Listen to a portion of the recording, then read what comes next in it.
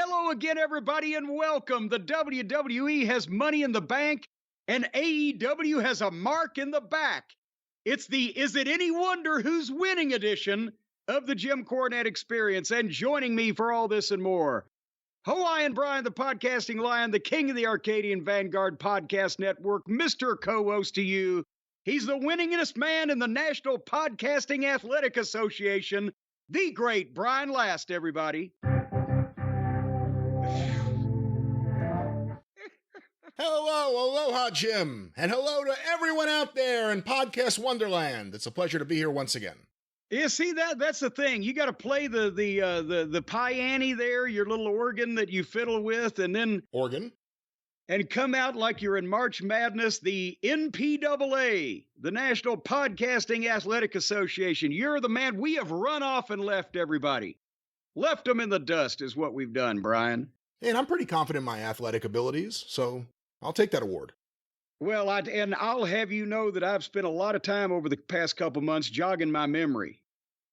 So I'm ready to go. I got the cardio in. I can't hear. That's a good line. I got to remember that. Jogging my memory. Good. Thank you very much. I can't hear it thunder right now out of my right ear. I got the tinnitus has gone into the echoing thing, and I don't know whether I'm screaming for no reason or whether I'm whispering, and I don't know. It's just wah. So bear with me today.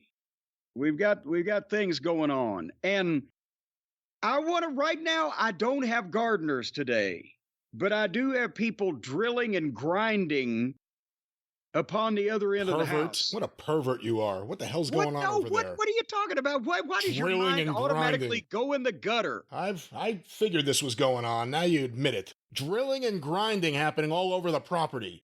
Well, it's like the Playboy Mansion out there. They've got the plug-in apparatus where the high-powered stuff. Oh, Caligula Cornette. And maybe something is pneumatic. I'm not sure. It's making a lot of noise over there at that end. No, I'm having my windows worked on. Oh. And you know, a lot of these companies these days will just come out and they'll just put you a brand new window in, right? With varying degrees of quality and or success, depending on how much money you pay. But there's very few that will come out and restore your historic windows. And I found myself, another problem, a homeowner's problem I found myself learning about. At the west end of the house, in where the creekstone siding is that my father laid when he built the house, they're still the original windows from 1955, and they look gorgeous on the inside. They match the woodwork that he did, the whole 9 yards. But on the outside, when I went to look and get some new storm windows and see what was going on 20-something years ago, when we had some remodeling done, I told the guy I wanted new storm windows, and he gave me the new storm windows, but he wrapped the edges of the windows in this aluminum business. Have you ever seen that, where it's aluminum around that? It's supposed to keep the water out. No, actually, I've never seen that. Well, I didn't like it when I saw it, but it was brand new as well. It's there now, so I'll keep it. But then as over the years, I've thought, that looks like a state mental home.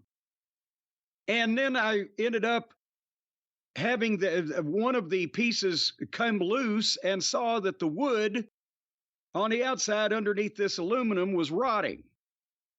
And that's when I called these people, and they Heritage Window Solutions out of Lexington. They restore historic windows. And it's a fascinating fucking procedure they go through. Now, you have some experience just in the last few years alone of dealing with windows of, different kinds around the house, right? Well, this was brand new stuff. Brand new windows we were having put in. Right. And that's fairly straightforward. They just take everything out till you got a big hole in your fucking wall and then put a new window in. But if you want to save the windows, this is fine art they're doing here. It's like a dentist filling cavities. They're grinding out the rot at the sill to replace with new wood, while at the same point, they're going to clean up the other parts of the window that aren't rotten, repaint them, seal them. They've even got, for stuff that goes in the masonry, they've got like synthetic, what'd they call it? It's some kind of like putty that they shoot in there and then it hardens and then they can sand it off in the shape and it's synthetic wood that they can make and then blend it in with the rest of the shit. And then they seal all this stuff up and we get the custom made storm windows and they say it's good for 100 years. But it's loud and fascinating. But if I could get a hold of the guy that gave me the aluminum, because they said, yes, it traps moisture inside instead of, it's like a flashing thing, but it's supposed to run the water off, but it can trap water inside. If it gets in there, it can't get out. So you're just, but that guy's dead, considering our respective ages 20-something years ago. So if he's still alive, he'd probably be so old that I wouldn't feel good about kicking the shit out of him. Not that I wouldn't win. I'd be pretty confident if he's like 80 something now, I could take him, but I wouldn't take as much pride in it as I would if he was only 60 or 65 and I was to hit him over the head with a hammer. What if he was an 80-year-old man with a foul mouth? Well, then I'd give him some slack because I'd feel some kind of kindred spirit with him. Really? If he all of a sudden started talking shit and running his mouth to you, like right when you're feeling some sympathy for his age? I thought you just meant a general foul mouth. No, if the old cocksucker came up to me, wow, fuck you. Well, I'll kick you in the fucking dick, you fucking nonagenarian son of a bitch. There it is. See, and there's another string of English words that have never been put together in that order before. That's true. I will kick you in the dick, you nonagenarian son of a bitch. Now, that's something you don't hear every day. What was the one Carlin said? Here's something you never hear. If you don't stop blowing me, I'm going to call the cops. Yes, if you don't stop sucking my dick, I'll call the police. You never hear anybody say that. So this is a program, in addition to learning about wrestling, ladies and gentlemen, boys and girls, you expand your vocabulary. We're very big on spelling and pronunciation over here. So, it's a very literate program, I think, that we foist off on the people. I mean, it's a very cultured wrestling show. We have music, performance, critique. I mean, it's like almost like it's on PBS. Well, I sing. That's music. Well, I'm not sure what you do. If we can call it that.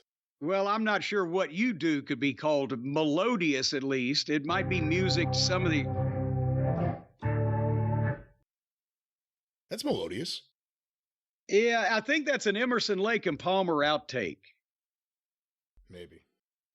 Anyway, we got a lot to talk about today because they had the Money in the Bank in Toronto in front of the biggest arena gate in the history of Canada for wrestling. The biggest name star of the last couple of decades has announced his retirement tour for that very same company. And you got him, old Tony Khan. He responded. He brought a few. We're going to talk about that too on Collision. He popped out a couple of surprises just to battle John Cena coming out unannounced in front of that big crowd. We're going to talk about that. And the biography last weekend was on the Steiners, and we got to catch up with that. And but before we do that, we mentioned this on the drive-through, and now we've got somewhat of an update that on the Kevin Sullivan GoFundMe. If you didn't hear the drive-through yet, apparently the news has just come out, but Kevin has been in the hospital in Florida since the middle of May with what was an accident, a surgery, sepsis, blood poisoning, various medical issues that have case. He's still, from what we understand, in intensive care.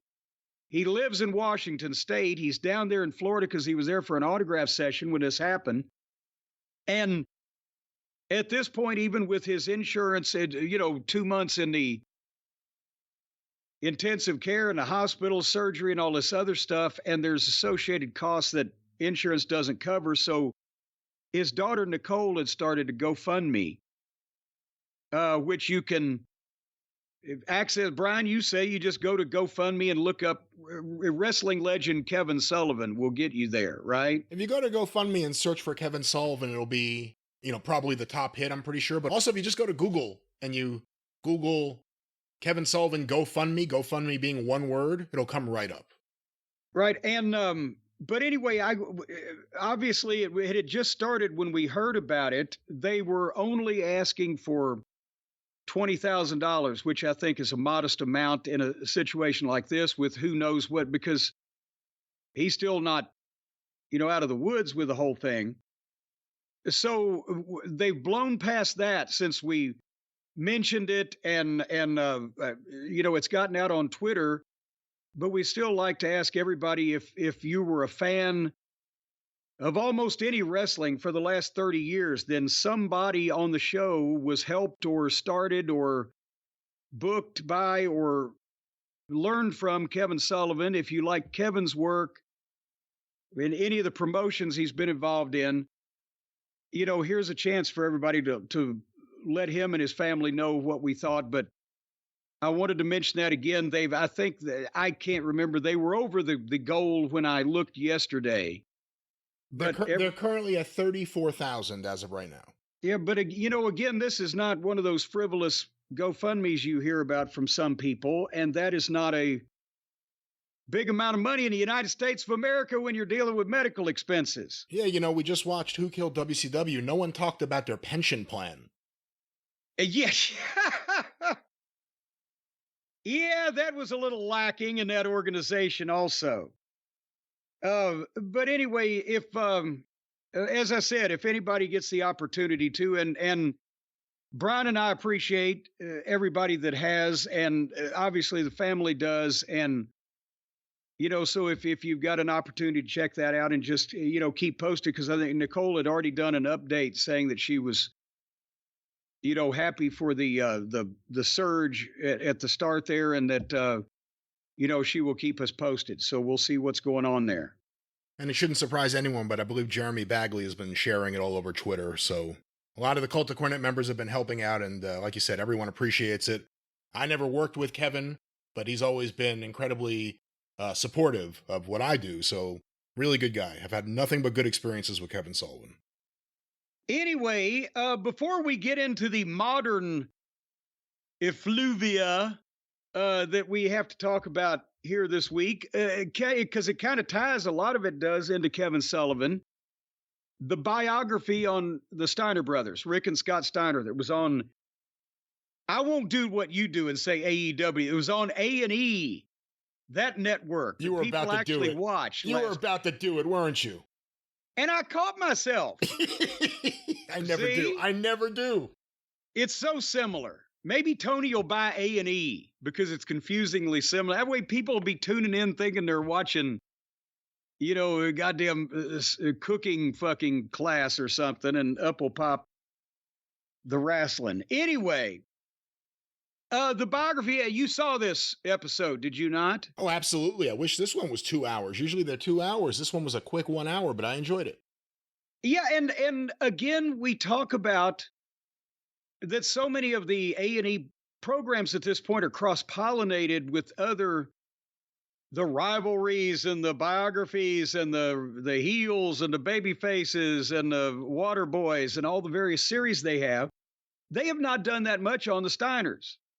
And so a lot of this stuff, obviously you weren't seeing it for the first time if you have been a fan of the Steiners, but seeing stuff that you haven't seen in a long time in terms of the wrestling footage, and then, getting a chance to, because when was the last time we saw, especially with Scott, a sit-down interview with Scott Steiner on a network program?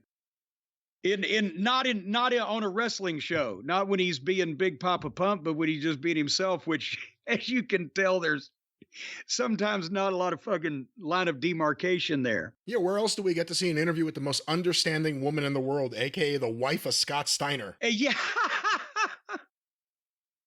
But no, that's the thing, is that for good or bad, because of Scott's being mostly Scott, Rick is, Rick doesn't have that many personal issues with people, and is the more laid back of the two.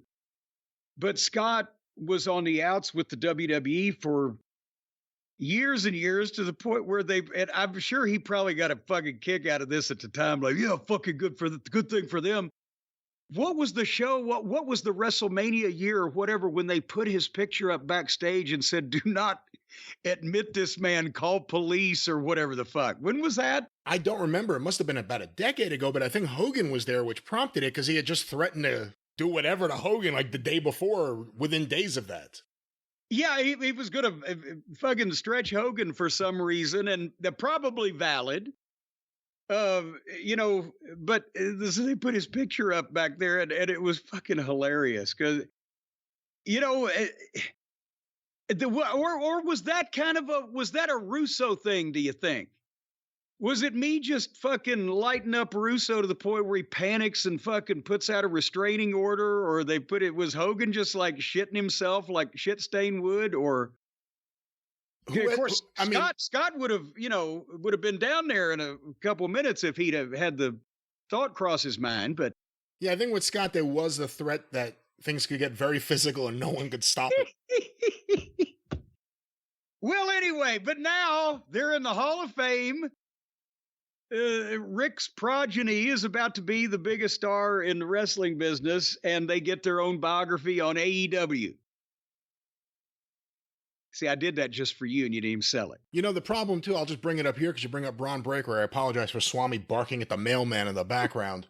But don't you think that this biography almost points out how ridiculous it is that his name's not Braun Steiner? Well, yeah.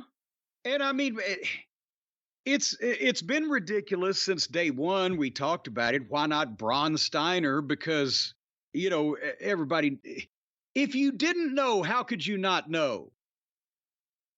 If you don't know, your ass better call somebody. How would you not?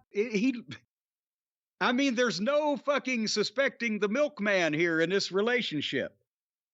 Well, he certainly looks like a Steiner. He should be named Steiner. Everyone knows he's a Steiner, and his dad was even been on NXT TV with him. It's ridiculous that they gave him a name just so they could own it, but... Well, they're now calling the clothesline the Steiner line and the Frankensteiner. So, but...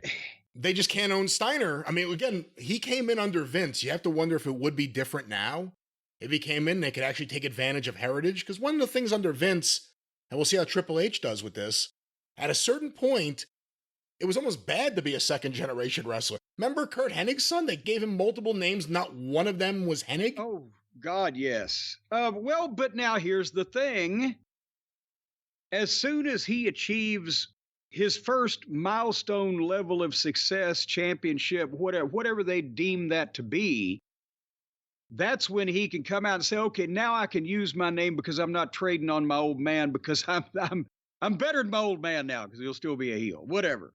So it's possible it could happen. I think just, again, they don't seem as hard and fast. Ari and the gang there, the Hollywood crowd, as with Vince's rules as Vince was and made people be. So it could be open. But yeah, right now, everybody knows because he's in this fucking show. And my son. So anyway, Braun Breaker Steiner. Maybe they'll hyphenate it like these ladies that get married but want to keep their own name, and then they become Gertrude Wildebeest Foofingham. Well, talking about the Steiners, they go back to the very beginning, the Rex Steiners, I guess we should say, and it's kind of weird seeing images of Rick and Scott as children growing up, just the size difference as they're getting older. Rick Steiner with lots of hair and no facial hair. It's a real trip seeing that stuff. Well, and I'd never seen those. Obviously, I didn't ask him, hey, can I see your fucking baby pictures? But it's like you don't expect them to look like normal humans in some cases because they've always been these genetic freaks and these, unique people. And they were from Bay City, Michigan. They wrestled in high school, wrestled in college at Michigan. And they made a big deal of talking about their parents were very strict. Their father he looked like a real strict conservative type of fella from the Leave It to Beaver era. So, but their personalities, Rick said it best. Well, when we went to college, got away from dad, we went wild.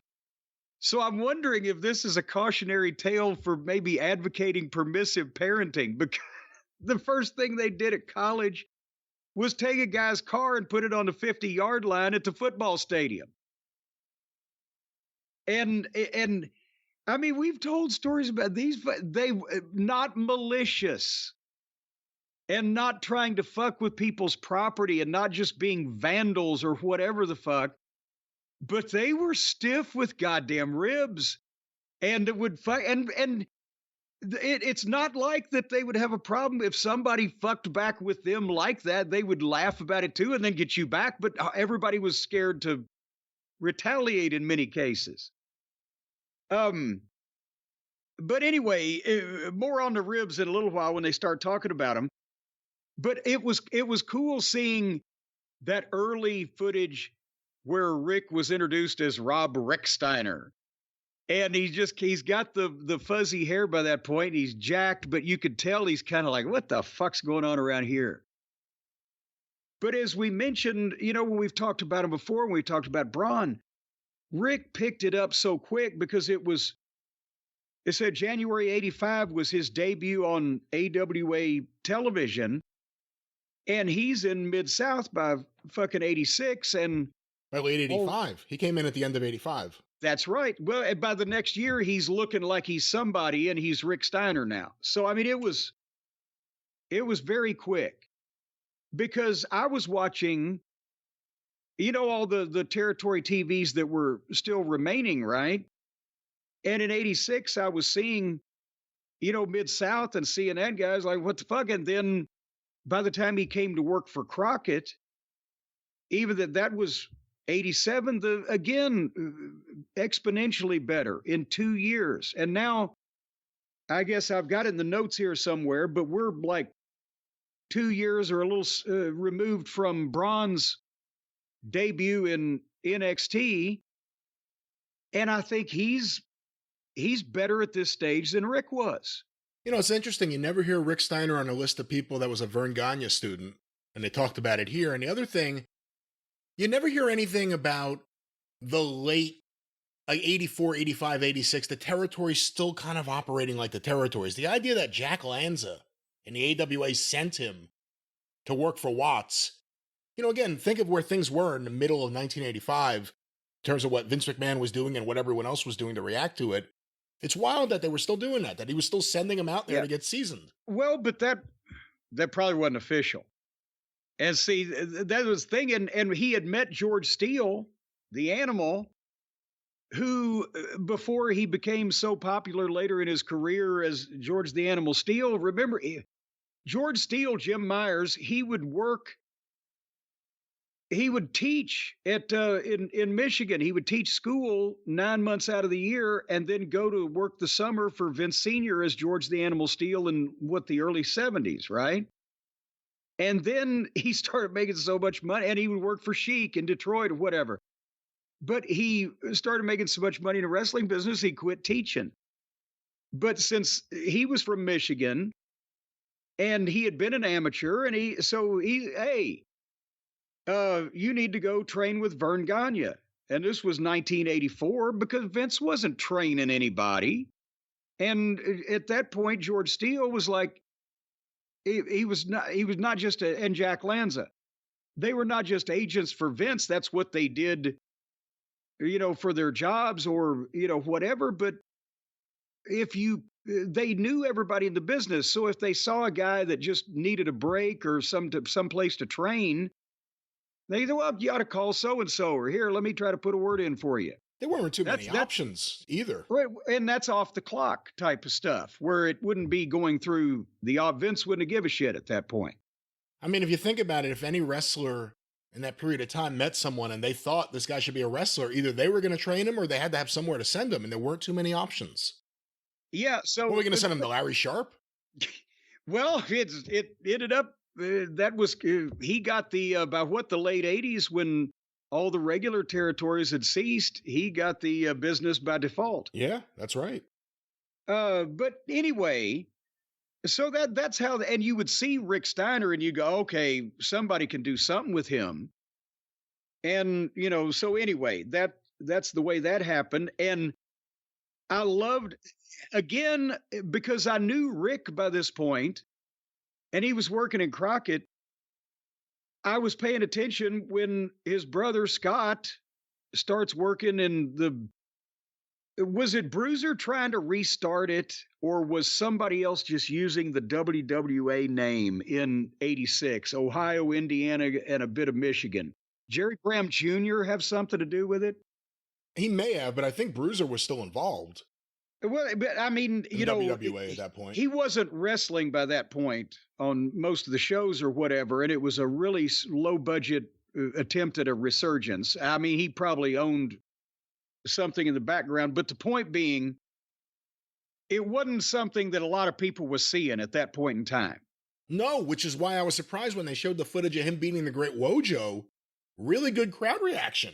I was like, wow, I didn't think there would be anyone there. But they actually still had a respectable audience, I guess. Well, but I mean, look at the size of the building. Was there 1,500 or 2,000 people there, which back in the 80s for any type of promoted wrestling show under Bruiser's, fucking name, even the WWA, it should have done something. But point being, they didn't have, I don't think, any television at that point in Indianapolis. I'm pretty sure may have had something like Toledo, whatever the case. But Greg Wojciechowski, the great Wojo, had been a hotshot amateur, I think, with major credentials. Oh, yeah. And I think he'd done some work in Japan, right? Probably for Inoki. Did he not? I don't recall, actually. I thought that at some point they brought him over as a shooter, but he was a high-level international amateur, decorated, blah, blah, blah. And the great Wojo, because nobody could pronounce Wojciechowski, and I can't spell it. And they had put the belt on him, and then it was the same principle. When they not only they saw Scott Steiner and the physical impression that he made to begin with, and his credentials, in school, but also they figure, oh, his brother is working for Jim Crockett. He's on TBS. Maybe we could get a date on him, or we see that kind of thing. So, because I'm not downplaying Scott's potential, but they put the belt on him over the great Wojo in his first match. And contemporaneously, as I was keeping up with it and getting the clippings, I think Brian Hildebrand, as a matter of fact, was around this area and probably went to some of the shows and shot. It looked like they were giving Scott Steiner a big push because Rick was a star on television, and there's his brother. But at the same point, he grew into it fairly quickly. If you remember, when the Steiner brothers hit, all the Apter magazines had ads for WWA matches with Scott Steiner. It was all about young Scott Steiner. And whenever you finally saw that footage, I mean, it was crazy. He was doing stuff that some of the high flyers today don't do. He was doing like a 450 splash in the middle of the ring.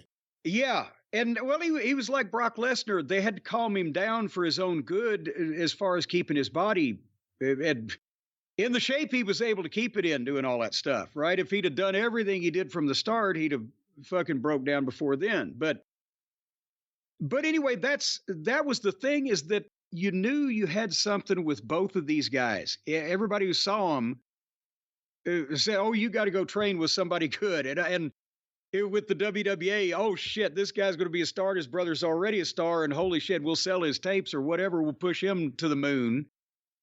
But I don't know that Scott was there. Again, how quick they were, how quick studies and quick developing. I don't even think they put it was 2 years, 2 or 2.5 years tops with Scott too. By the time he has that first match and wins their world title in Toledo, he's on TBS. Yeah, he was in Memphis at the end of '88, I think. Right? Yes. Because he had to, there had to be some kind of middle ground there. And I think that's, again, another time Memphis was able, as one of the last places left at that point in time, to just give him 7 nights a week of work and live TV. Yeah, think about who was there at that same time. Him, Cactus Jack, Sid Vicious. 3 guys, very different, that would go on to be 3 of the top guys of the 90s. And, in this biography, is that they skipped the Crockett run almost entirely. And I know the focus was the Steiner brothers, but Rick was. I don't think they told the story of how popular and successful Rick had been. Boom, boom, boom in that point in time. But as you mentioned, it was only 46 minutes plus commercials. So, but by early '89, here come the Steiner brothers in WCW, and then you get to see all those highlights. And Jesus Christ, again, I got kind of used to it when I was seeing it on the monitor every fucking TV taping. But they just picked these guys up and just put them anywhere they wanted to. It was fucking amazing. Andor could turn them in any position. I mean, Ronnie Garvin used to tickle the guys on a boring Saturday morning TBS taping by taking a job guy. The poor fella obviously looked like a piece of shit, but they were trying to, be part of the thing and do favors for guys. But he'd take the guy's own index finger and make him pick his own nose and eat it and shit like that. But the Steiners took just a whole new level of what the fuck? You had no idea where you were going, but they reasonably put you down well, if that makes any sense. Most of the time. Most of the time. There may be some times that they didn't. I'll tell you, we'll talk a little bit about it here. I'm such a mark for the Steiner brothers from 89 until, let's say, 94. And when they first hit, there was nothing like them. I mean, the Road Warriors are like big, painted up, shoulder pads, big like monsters almost. You believe that the Steiners could handle them. Yes. Just based on how they handled themselves. And their matches were spectacular. A few years back, when everyone, and it's funny thinking about it now where they are now, when everyone was going crazy about how the Young Bucks should be in the Hall of Fame, and thank God that didn't happen. I mean, again, look where they are now. I would say the Steiner brothers are, go watch those matches. It's not just the innovation. There are very few babyface tag teams ever that got those kind of reactions mid-match to everything they did. And those WCW fans, and it was tough to be a WCW fan for a lot of that time period, the Steiners were guys that gave you optimism. Until they were gone in 92, every time there was a Steiner Brothers match, you had to see it. The matches they had with random, to the American fans, random Japanese wrestlers, some of the all-time greats from New Japan of that era, Tatsumi Fujinami, I mean, everyone was in the ring with them. They destroyed everyone. You've never seen anything like it. Go watch Wrestle War 92 before the actual War Games match. They have a match that lights up that audience. It's like nothing you've ever seen before. There are very few tag teams that have ever hit the way they hit. And again, WCW wasn't doing big business, but that wasn't their fault. They were one of the few bright spots in WCW. Well, and it started in 1990 when they hadn't been together as a team for 6 months. We talk about, yes, sometimes when you go back and look at the highlights with the job guys, a lot of the job guys didn't know how to take bumps either. Some of their bumps they were just given, but there was some awkward things going on. But in that time period, with them only having been in the business for a couple of years and having only 6 months as a team, the team in the whole company that the Midnight Express and I wanted to work with was the Steiner brothers and the Southern Boys. For the, we had wonderful matches with them because they got it also in a completely different way. But the Steiners were so over, and if you knew what you were doing and you didn't fight them on trying to get their shit in, they were the easiest team to work with. And I know people call bullshit. No, with the Midnight, they were the easiest team to work with. Because if you watch them, the Nasty Boys or the Road Warriors or the Japanese teams or whatever, like you're talking about, those guys were also strong, ball-busting teams, right? Slobber knocker people. It's got to be a fight. You're going to clothesline, punch, boom, boom, boom, boom. And so the Steiners even had to fight to get their shit in, right? The Midnight was complete. It was like Tully and Arn, completely different style team. We're going to do all of their shit and take bigger bumps and put it over facially and with the body language because that's the style of team we are. And then to get heat on them, we're going to go from behind. We're going to use the racket. We're going to triple team and not make them look weak. And then on the fucking comeback, we're going to do all our shit again. And so they liked working with the Midnight because it was a night off for them. And they were very careful with Bobby and Stan and me because they respected what we were doing. Same thing as the Road Warriors, same formula.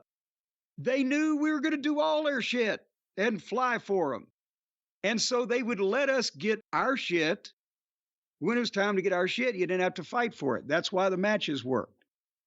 So anyway, that's why the matches were good, and we all enjoyed working with each other, right? And they could be careful and not hurt you. They'd never potatoed me a bit. But the Ribs now, they were stiffer in the locker room because they talked about, Lex Luger talked about them stretching him. And, all of the guys they used to duct tape, they duct taped Disco Inferno in the parking lot at Universal Studios and TNA one time, and they duct taped, I can't remember who, but guys would be. But when you say they duct tape people, and they said it here, and how does that start? Well, let's see. It could just be going back and forth verbally. And somebody zings somebody, oh, well, fuck, come here. Or it could be they just see somebody and they got a roll of duct tape and do they always have a roll of duct tape? Is duct tape a usual thing that you find in a wrestling locker room? Well, in the Steiner's bags it was. Because it's better than the padlocks.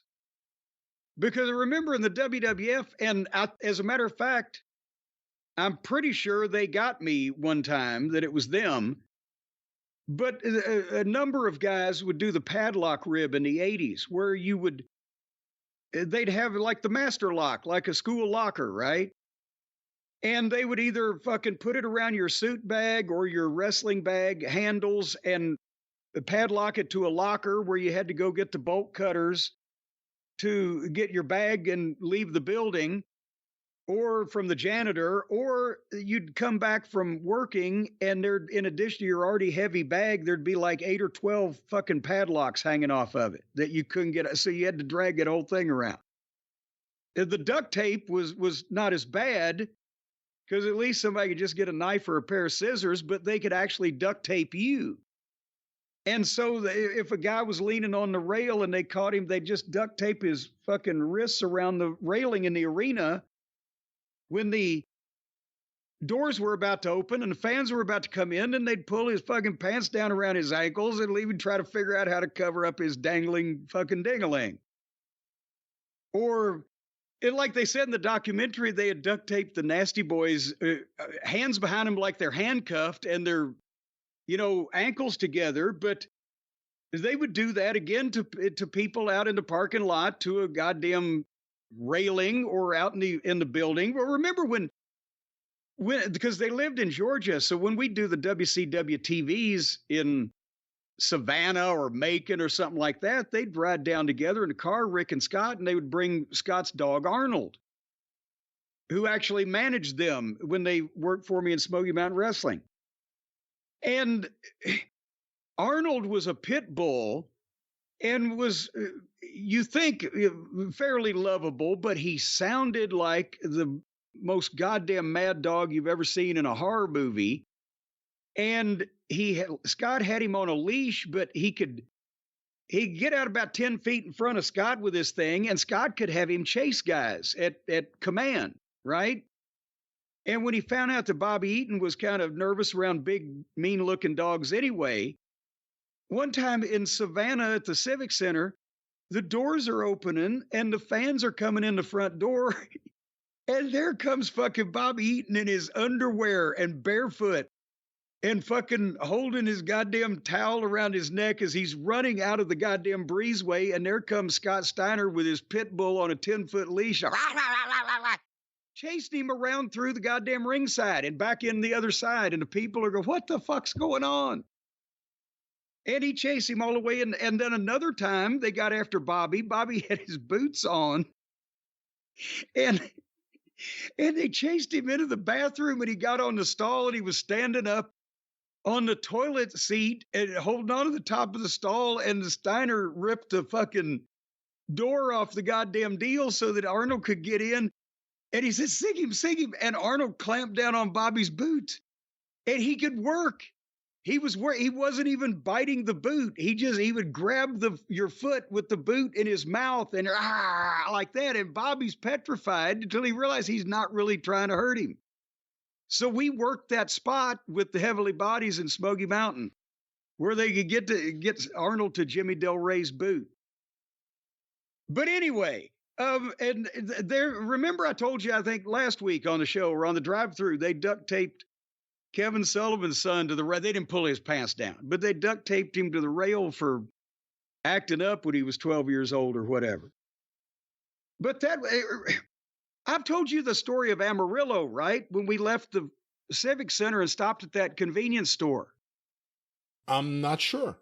Okay, well, me and Bobby and Stan, and we're in the convenience store on the service road. Everybody in West Texas know what I'm talking about. It's a road that goes to the right of the interstate, but only one way along, and that's where all the businesses are. And there's a ramp, and you get off and on the interstate every so often. And on the other side, it's the same thing. It's a West Texas thing, the service road. So we're at this store, and Rick and Scott come in. And there's no other fans in there. There's nobody else in there except the guy working there. But we're trying to kayfabe, and they just start talking to us because they don't give a shit. Hey, fuck you, Bobby Eaton. Because that was Rick's favorite fucking greeting for Bobby. Fuck you, Bobby Eaton. And we turn around, and Rick has pulled a goddamn handgun the size of a Dirty Harry movie out of his fucking fanny pack, and he's just standing there holding it and showing it to fucking Bobby. He's like, what the fuck? The guy's ringing the shit up in the store. He's not noticing anything. And he sticks it back in. And this was 1990, right? So you could fly around with shit like this. Apparently, I don't know. Maybe they bought it when they got to town. So anyway, we're like, fuck, this fucking guy's gonna think we're all gonna rob him. Let's get out of here. Me and Bobby and Stan get in the car. We turn out, we're going down the service road. And on the left of the service road, like I said, is the interstate. It's up about 20 feet higher, the interstate, on an embankment. And, they got it graded off and everything, right? So a couple seconds later, here come Rick and Scott in a rental car of some description on that service road up behind us with their lights flashing. And he decides, I think it was Scott driving, that he's going to go around. He goes to the left and drives up so he's driving alongside us on the embankment, kind of sideways in between the interstate and the service road. And Rick is firing that gun up in the air out of the window. Bang, bang, bass, hey! And off they go. And they're just, on the way to the hotel having fun. They were fucking insane. But they loved having fun. And like this program said, they were always had each other's backs and they were always together, whatever they were doing. Had I ever told you that story? I think I remember you talking about Rick Steiner with a gun. The driving on the embankment, I don't remember. You ought to remember everything that I ever say to you. We've only known each other for 30 years. I remember when Rick Steiner first started out, him and Steve Williams and the UWF were driving to a show, and they found like a car on the side of the road in flames, and they rescued the people. Oh, that's right. They pulled the door of them. Yeah, they pulled the door off the car and saved the people. Yes, and it made the local news, and they got a lot of attention out of that at that time. Yeah, some burning car. And again, nobody was shocked. But it was Steiner and Doc, and they jerked the car door off the fucking hinges to, okay, no problem. But that was, and nobody was surprised it was in the Mid-South territory with the shit going on the roads down there. They talked a little bit about in 92, Scott and Bill Watts not getting along at all. Again, Rick Steiner had broken in pretty much under Watts. You could say he did some stuff before, but Watts is where he really got his first bit of attention. You surprised that him and Scott butted heads? Do you think it was only about the money issues, Watts trying to cut everyone's salary no matter what, and everyone who had a nice salary saying, what the hell? No, or do you think it was a didn't. personality thing that never would have worked? You didn't hear the brief. They buried the lead here, but the brief line that Scott had about Watts, that was the. You didn't hear that? I mean, and I don't even know that they tried to cut his money that drastically because I know in 1990 they were making $3,000 a week apiece. Now by 1992 that may have increased, and it probably did, but it wasn't like they were making outrageous money. But Scott said that he told Bill Watts what he thought about his son Eric's push, and I can hear that conversation. And if I was a betting man there, Smithers, I would say that the personality conflict came from Scott told Bill Watts, what the fuck are you pushing this gangly fucking blithering simpleton, as Bill Watts called his son Joel one time. You blithering idiot. Joel, you blithering idiot. No, I'm sure that Scott, in pretty blunt language, told Bill what he thought of Eric, and I think that's where that came from. And they kind of just mentioned that and went off in another direction. But I don't know if that was the only thing. I mean, that might have been. I bet that was probably the straw that broke the camel's back on one side. Remember the end of their WCW run, right before Scott had he won like the TV title from Rick Steamboat and then was vacated when he left. But it was the Steiners against Gordy and Williams that summer. Yeah, and that's why I said that's the kind of stuff that Watts loved, because those were classic matches and everybody was a legitimate athlete and a hoss, as the kids say. And so there was deep personality conflict with, I'm sure, with Scott and Bill, and partly over Scott probably not talking to Bill Watts like he was not used to fucking guys talking to him that have been in the business for 3 years or whatever. But they started in the WWE, WWF, let's call it by its real name, since it was at the time, at the end of 92. And, honestly, they were successful there for the brief period that, the first 6-8 months of the year and that's when we worked with them, and I got in the middle of I didn't get in the middle of anything, but we were right there in the middle of the transition from them doing well in the WWF to start to tell Vince, hey, we need to fucking leave. Yeah, their first several months in WWF was exciting. I was a big fan of theirs. I saw them live. I think they were on the first Monday Night Raw. It was a big deal. The Steiner brothers were there. They wrestled the Head Shrinkers, who they had a history of from when they were the SST. Yeah. In the NWA. They wrestled DiBiase and Mike Rotunda, and those, as a fan, were like the least exciting matches they could have, to me. Then we got them and the Quebecers, and I enjoyed that personally, but I don't know if they don't seem like Jacques Rougeau kind of guys. Well, but the Heavenly Bodies was the highlight of their run. Other than the Brett and Owen match, I think the highlight of their run was the stuff with the Heavenly Bodies, specifically, maybe the one night that was the highlight of their run was SummerSlam 93.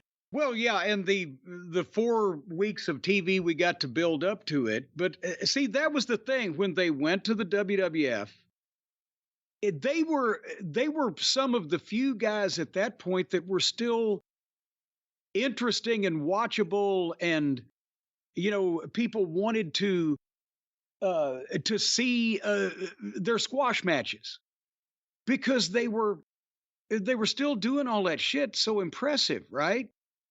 And at the time, a lot of the WWF television so they were a breath of fresh air up there from what the guys were doing.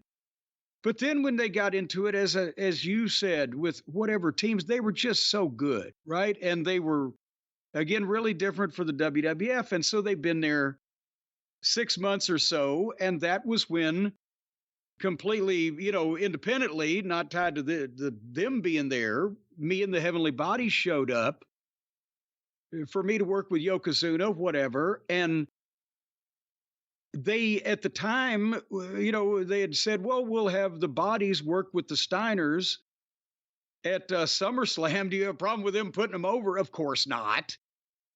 And so the bodies came in as a new team for a build to work the SummerSlam WWF tag team title with the Steiners. And I thought, well, first of all, I thought there'll probably be some extension of that program, when they see how good it is or whatever. And then, so we did the deal, and it was the same formula as I just talked about earlier in the show, or earlier in this clip here, in that even though they didn't know Jimmy Del Rey at all, and I'm not sure if maybe Rick and Dr. Tom had met at some point, but really not worked with each other. But it was the same formula team. And, I'm kind of conveying the spots. Here's what we do and blah, blah, blah. So they knew we were going to do the same thing. They're from Michigan. They went to college at Michigan. We're in Detroit, or at Auburn Hills, as they say, the Palace. It's sold out. It's the biggest home state audience they've probably ever appeared in front of at that point in time. And they've got a team, one of my teams, that does that stuff to do all of their shit. So they were and they did all of Tom's shit and all of Jimmy's shit. And Jimmy Del Rey was fucking... Yeah, Jimmy Del Rey was one of the people that, after people watched that event, because most people had never heard of him before, and most people didn't even realize he was Jimmy Backlund or heard of Jimmy Backlund before. It was like, where did this guy come from? He stole the show. Well, and that's because we knew for a few weeks out when we started doing the television, and I told Rick and Scott, I said, just watch their matches, watch the bodies matches, because we had some TV matches where we did some shit. I said, watch their matches, you can see. I said, but we're going to do the same fucking thing, right? We used to do. We're going to have fun and do all your shit. But watch what this guy does. And Jimmy was good. He was light. He was easy. And so that's the thing, is Tom was, laid back, and he had obviously been that was a high profile position for him at that point in his career, but he'd, been in main events and worked territories and blah, blah, blah. Jimmy had just got the break, and he refused to believe and was shocked, and you could see it on his face, that no, they're not going to, they're going to do the float over DDT, and oh shit, they want to do this and that. He was timid at first to ask the Steiner brother. I said, no, they're fine. Show them here. Boom, boom, boom. The fucking headlock. Ding. And so, and it was one of the better matches that either team had during that run that year in the WWF because of that. I think other than the Brett and Owen match, which was a unique match, it's probably the Steiner brothers' best match there. Do you remember before the match started, again, hometown show, best night of their WWE careers, and they interview their sister at ringside before the match, and whoever it was, Pettingill or someone, says, what was it like having these guys in the home growing up? And she goes, oh, Rob and Scott, there they are. It was the first time they used his real name on TV accidentally. Yeah. Well, it's because, he's always Rob to her. And no, the sister and the mother was at ringside and the whole thing. And it tore the house down. People liked the fucking match, and they got over and had the belts up, right? And that's when I had already, because that was August 30th, I think, that year, right? That seems to stick in my head. It used to be late August, so that sounds right. But anyway, the first weekend of October, I had him 4 days in Smoky Mountain Wrestling. When we had first started, that's when I had talked to, at the time, it was Bruce and Pat, Bruce Pritchard and Pat Patterson, doing the booking for the house shows and the talent. I said, since we're going to be promoting this match on SummerSlam, can I have the rematch of my big October shows? Yes. And it was going to be for the WWF Tag Team title. And thankfully, before we ever announced that, when I was at TV up there, probably at the, it may have been the TVs after SummerSlam, but they told me ahead enough. Well, Pat came and said, well, I can't do the accent, bless Pat, but we're going to take the belts off of the Steiner. I said, well, and he said, well, we're putting it. And apparently, that's when they found out they were to switch the belts, which they did to the Quebecers, right? Jacques and Pierre That's right, with Johnny Polo. with Johnny Polo. Well, because unbeknownst to me, because I again wasn't asking Rick and Scott their personal business, that's when they had registered their dismay or disappointment to Vince with the money they were making, which wasn't exactly apparently the gold mine that he had promised them. It's the same line, Shane Douglas years later, he had a big problem with WWF when he went up there as Dean Douglas, but he said the same thing, that him and his wife met to meet with Vince, and he said, you're going to make more money than you've ever made before in your life. Yes. And then it didn't happen. So I guess that was just a typical line that he used. Well, and see, in the 80s, it was you're going to have the opportunity to make more money, right? And then it gradually became you're going to make more money, and then it started being that it wasn't more money because WCW started offering guarantees. So, at any rate, so the Steiners did come down to make the dates, but it wasn't. They had lost the belts, so it couldn't be for the belts. But I think honestly, it drew the same whether they had the belts on the line or not, But that's when Scotty had told me when we were talking about the finishes, because I figured if we slipped because it was going to be Knoxville and Johnson City were the important towns that we were going to have footage of, and we were going to do a DQ because obviously I didn't expect them to put them over in that high profile situation, nor was I going to have them come in and beat the bodies and not come back. But I wanted them to split. I think it was Hazard, Kentucky, and Barberville also. Maybe we'll put you over one night there. You put them so I could at least say it on television. Well, we beat them in Barberville. But that's when he told me, we got some problems with the office up there, and we don't know how much longer we're going to be there. And so they weren't going to be putting anybody over because, as we found out here, they were already eyeing going to Japan. And Smoky Mountain Wrestling, believe it or not, was getting publicity in the Japanese publications. You've seen a bunch of it. So what happened there was reported in Japan. So Scott and Rick were old school. They couldn't do any jobs, which I understood. But that's when I found out that they were not happy. So they were there a year. So that their whole, as the team, as the Steiner brothers, their whole WWF career only lasted 12 months because they were like in December and out in December, right?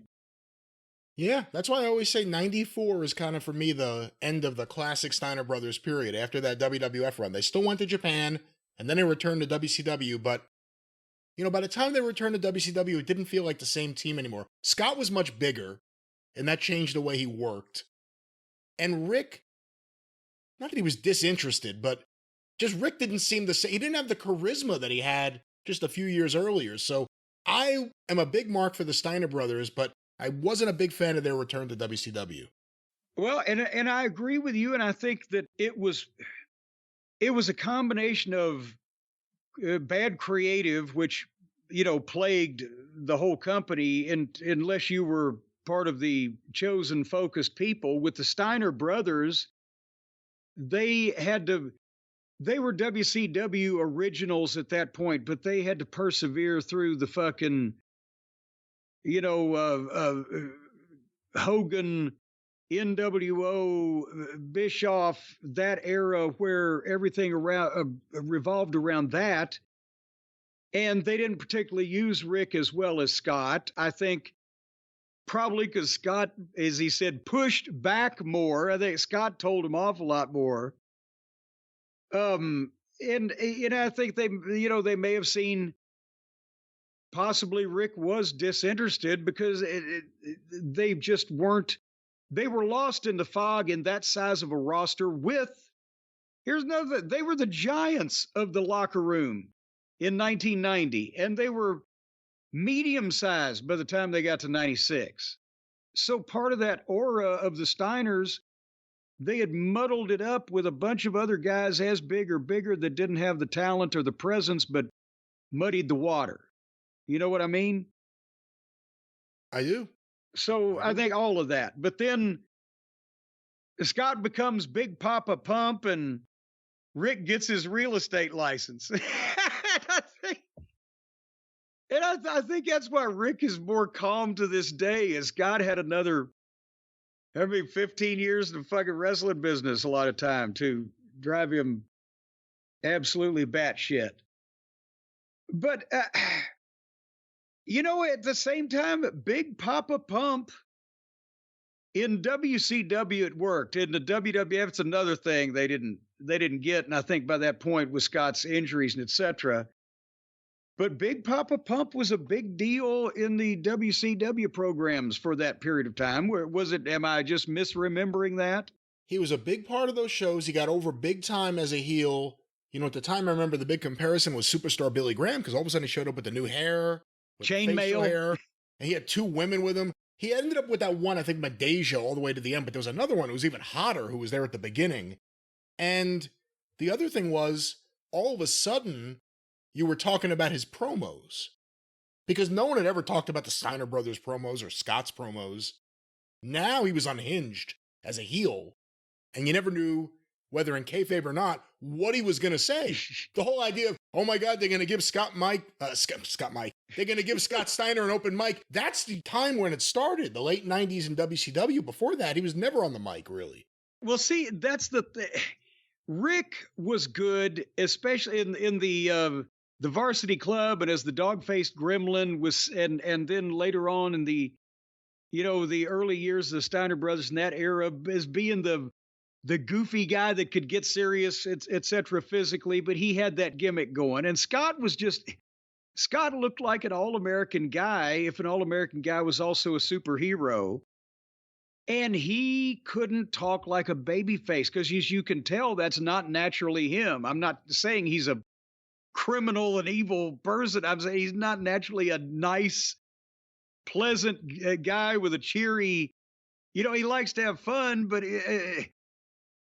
when he turned heel, he could let loose and he could be more of himself. And it was also a time where you could say more things on television than what you could have in 1992 or whatever. So, that's that was the difference, is that it was more of him naturally, which we always talk about being a big difference. So as a single, Big Papa Pump was, it was very natural for him, and it was entertaining. And the TNA math promo, I was there the time he did that. And that was just something he did. It's not like anybody wrote it, wink, wink. But, at the same time, then people would try to get him to do it again, and you could never do it again as good. If it wasn't planned and it's just something you do, when you try to do it again, it never turns out as well. But nevertheless, by the time that, go ahead. Did you know, I guess we're going to that time period. Did you know about his whole thing with his foot, where he had a numb foot? He had no feeling in his foot for years? Yes. He didn't call me up first thing when it happened to give me the diagnosis, but whenever the next time I worked with him after it happened, yes, I knew about it. So that would have been in TNA, I guess, right? I think he said it happened at the end of WCW. Well, no, but I'm saying the time that I would have next seen him. Oh, yes. I'm trying to think. Yeah. No, he was in the WWF in the early 2000s. Didn't he come over briefly in the early? So the point is, a few years after it happened, the next time I worked with him, and, just in the process, and especially in TNA, because I was the agent on a lot of his matches, and, so you would discuss what you could do or can't do or whatever. I would see him taping his goddamn foot up. But what is that? Drop foot syndrome or whatever, whatever it's called. It's a condition where he basically had to tape it and wear tight boots and do the whole thing, where he was almost in a cast, because there was either not only numbness, but nerve damage where he couldn't control like the part of his toes. If you want to go up the stairs and you want to not trip over the goddamn stairs, your foot will drop. Boy, this sounds like a real medical fucking explanation, but do you understand the words that are coming out of my mouth? Oh, he I don't couldn't know. just That's a lot he to couldn't ask. the ankle hinge, he couldn't just control that at random.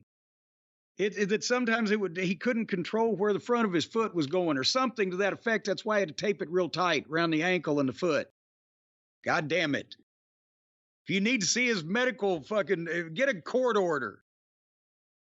But that's the thing, is that he wanted to be the top guy in WCW. And unfortunately, he didn't get it till November 2000. You know, when it was too late, they were about out of business, but he had wanted to be the top guy. And like a lot of guys in that era and eras before, and athletes, you go, well, fuck it. I'm going to tape it up. I'm going to go out there. Because he was ambitious. And also Rick said that Scott got kind of a bad attitude at that point because he thought people were out to get him and got a little crazy, was the quote. But finally, and so if one wonders from watching Who Killed WCW, if WCW was in somewhat, as Sebastian Cabot used to say, a classic state of disarray around about this time period, if I wanted to make up a funny story that bears no resemblance to people or events that actually exist in the world, but boy, it had been fucking hilarious if this really happened.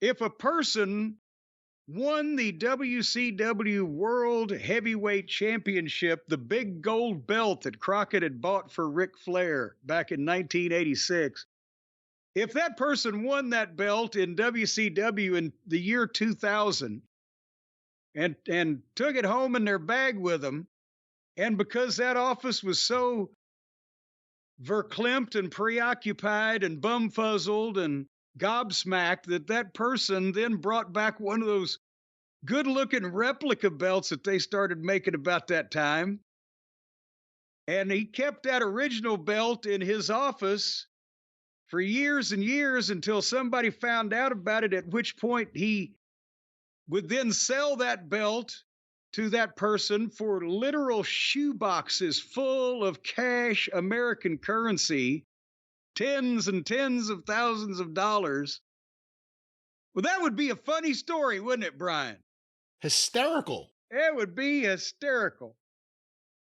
Possibly criminal for the people buying the belt because they're buying stolen property. That's why I just made that story up out of complete whole cloth, ladies and gentlemen. What a funny story. It would be so hilarious if that actually happened. And then after they did that, they bought an NWA champion and his whole family. They got the whole package then. Now, moving along here, that basically at that point, a few months later, WCW is out of business, and Scott again, you know, that's the point where he was really, I think, having trouble with it. Or I made note of the foot injury about this time, and you know, that's when he showed up to drop the belt to Booker T. That's what it was, with his boot all taped up and everything. Because he, you know, say what you want about his bad attitude, but the company's going out of business. He's the champion, but they want him to drop the belt to Booker T, and he shows up with a bad foot and does it. So last night of the company, too, if there was ever a night where you got no show without repercussions, that's it. Well, remember, Nash's opinion was, well, I'll sit home and watch the Titanic sink on my couch. And Steiner went injured to drop the belt because part of the bad attitude may just have been not taking that much bullshit. So anyway, at that point, that's when Rick said he got paid for a year afterwards to not wrestle at all and do anything that he didn't want to do. He went to Japan after that and missed his son's ball game, which he's got a couple of kids. So I don't know if it was Braun Breakers or not. And he came home and got his real estate license and stayed home for his kids. And that's been Rick pretty much, since then, 15 years or whatever, more than. And he seems really happy. It sounds like a happy life. Yeah. And yeah. Because Imagine having a problem with the school board and he's on the fucking board. Oh my God. And I'll tell you what, Rick Steiner is the closest one that when you shake hands with him, he's got the closest hands in wrestling that felt like Lou Thesz's hands.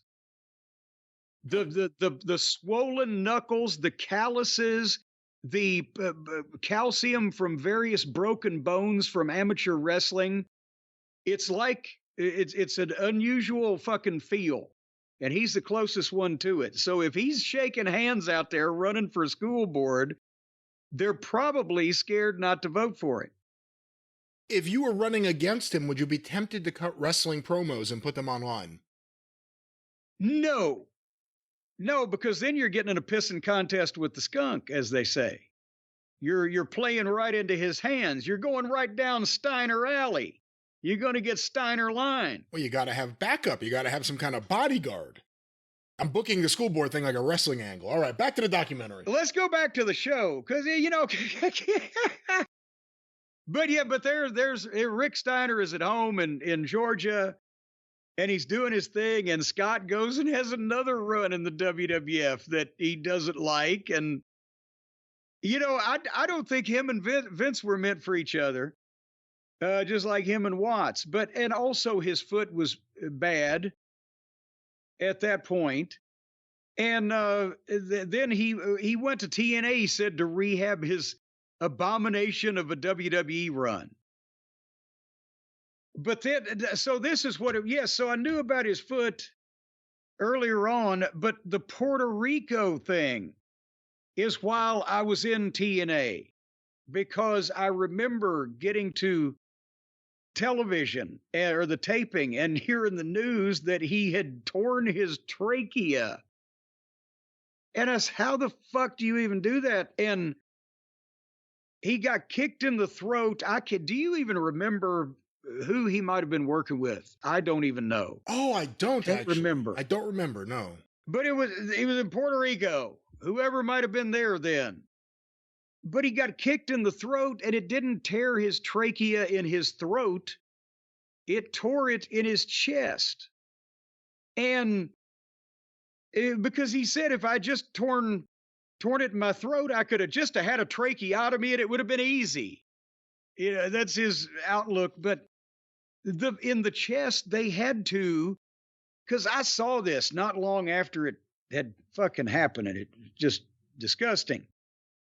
They had to cut way around his rib cage under his arm and go past his lung some kind of way to repair his trachea part in his chest. And so that was like almost a fatal fucking thing that could have occurred if it had gone the wrong way to begin with. So, that was definitely not good. And then his wife said she got pissed at him when he was like, "Oh, Doc, how much time do I have to take off?" And she's like, "Off? Fuck." And he was back in a couple months. And that's, that was the things that he did. And when Rick, I meant to mention with the real estate license, he mentioned he was buying houses and flipping them with Rick Rude and Kurt Hennig and Bubba, Boss Man. Because I remember that's when Bubba, for a time when he was working as an agent, producer, whatever they called it back then at that point with the WWF, they sent him to OVW some. And we ought to get a cabin in Gatlinburg. And that was like, maybe 6 months later, that's when Bubba passed away. But he had, because the Minnesota crew that became the Georgia crew, that he either knew from Vern or from Mid-South, and Rude had, been around him for a long time. Because Rick had told me also at one point that apparently one of Scott's, I don't know, college friends or somebody he knew had become a hotshot financial advisor and said it made Scott a fucking fortune, and that was in 1995. So it was no wonder he was telling all these fucking people off about his money. Anyway, and they finished the show up with Braun. But do you have any other Steinerish comments before we move on to the second generation? Any Steiner-ish comments? Hey, fuck you, Cornette, you four-eyed jerk! Hey, Arnold, get him! Sing him, Arnold, sing him. Ric Flair, you're a piece of shit. Hulk Hogan, I'm gonna kick your ass. What else do you want? Steiner-like comments. Well, no, any comments on the Steiner? And that was a funny thing also. I made sure when they came to Smoky Mountain, I told Scott, I said, we can't have the belts on the line. Bring fucking Arnold. And we'll make him your manager against me. And we did the boot spot with Jimmy Del Rey and Dr. Tom. He'd go after the fucking boot. And the people went out of their fucking minds. The dog was the star of the matches. Those are good shows, too. You had Sherry Martel on those shows. Yes. And so we had a little something for everybody. But nevertheless, but any other comments about the Steiners before we move on to close with Braun and his generation? I would just say to anyone who has not watched any of those matches from 1990, let's say 1989 to 1992 in WCW, watch every available one, especially against Japanese wrestlers. They're incredible. And also, did we get in WCW, I'm just trying to think, that we dropped the U.S. Tag Team titles to them in the Meadowlands. And we had one in the summer of 90. Yes. And we had a bunch of house show matches where we put them over in cold matches pretty much during that period of time. And I think we had one TV match with them for like 10 minutes on syndication. And never had the Steiners on a pay-per-view. But would go and have the matches tore the fucking house down. But between the Ole regime and Herd, we could never do anything meaningful with them there. One other thing I'll bring up, because I just thought about it. There was a period there, 1990 or so, where people started realizing Scott Steiner is really special. Great shape, could do stuff no one else could do, legitimate tough guy. Remember, I think at the beginning of 1991, if I had to guess, they gave him a main event against Flair at the Clash. And it was a disappointing match just because they didn't mesh well together. But at that point, just a few years into his run there, people were already predicting he may be the future world champion. Yeah, but what they did with that, to be honest with you, is they went with that for rating. It was Flair versus Scott in a singles match. They went with it for ratings, and because Scott was obviously a star, and et cetera, but it was disappointing because think about this. How many singles matches had Scott Steiner had in the previous 2 years of his career at that point? Not too many. Maybe none. Unless they did an angle where Rick was hurt and Scott was in a single match on TV or whatever. They were always in tags. It's a whole different animal.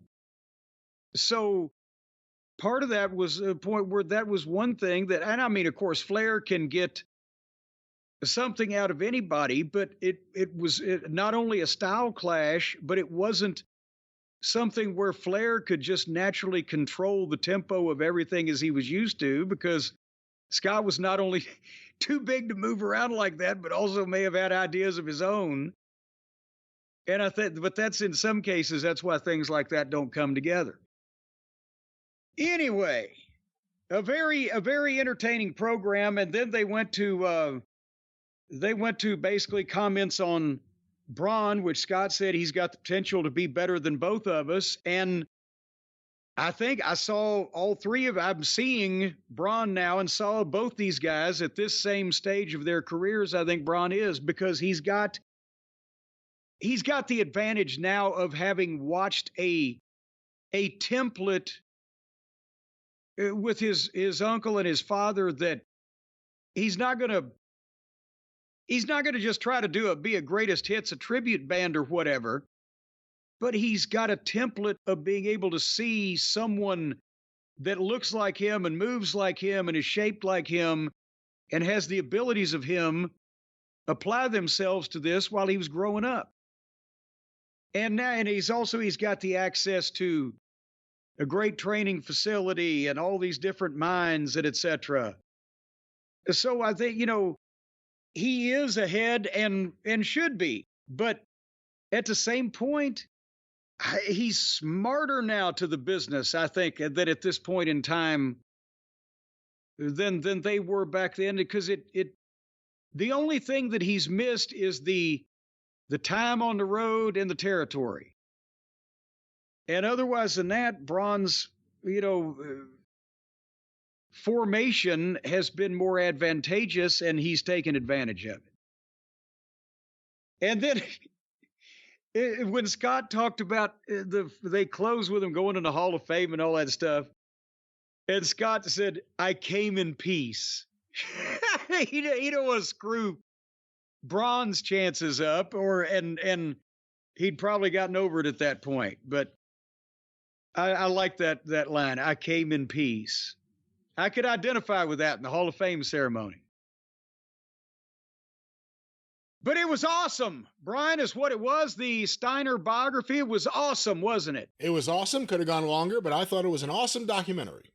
Well, since we're just talking about awesome things, wouldn't it be great, Brian, if you could just every month go to your mailbox or receptacle or orifice that you receive your packages in? The mailbox. Called the mailbox. Other pages, yeah, whatever, different cultures, around the world. But if you could just go to that hole or holding area and open up a box of awesomeness, or just a box of awesome, as it's come to be known, every month, wouldn't that be just swell? It would be awesome.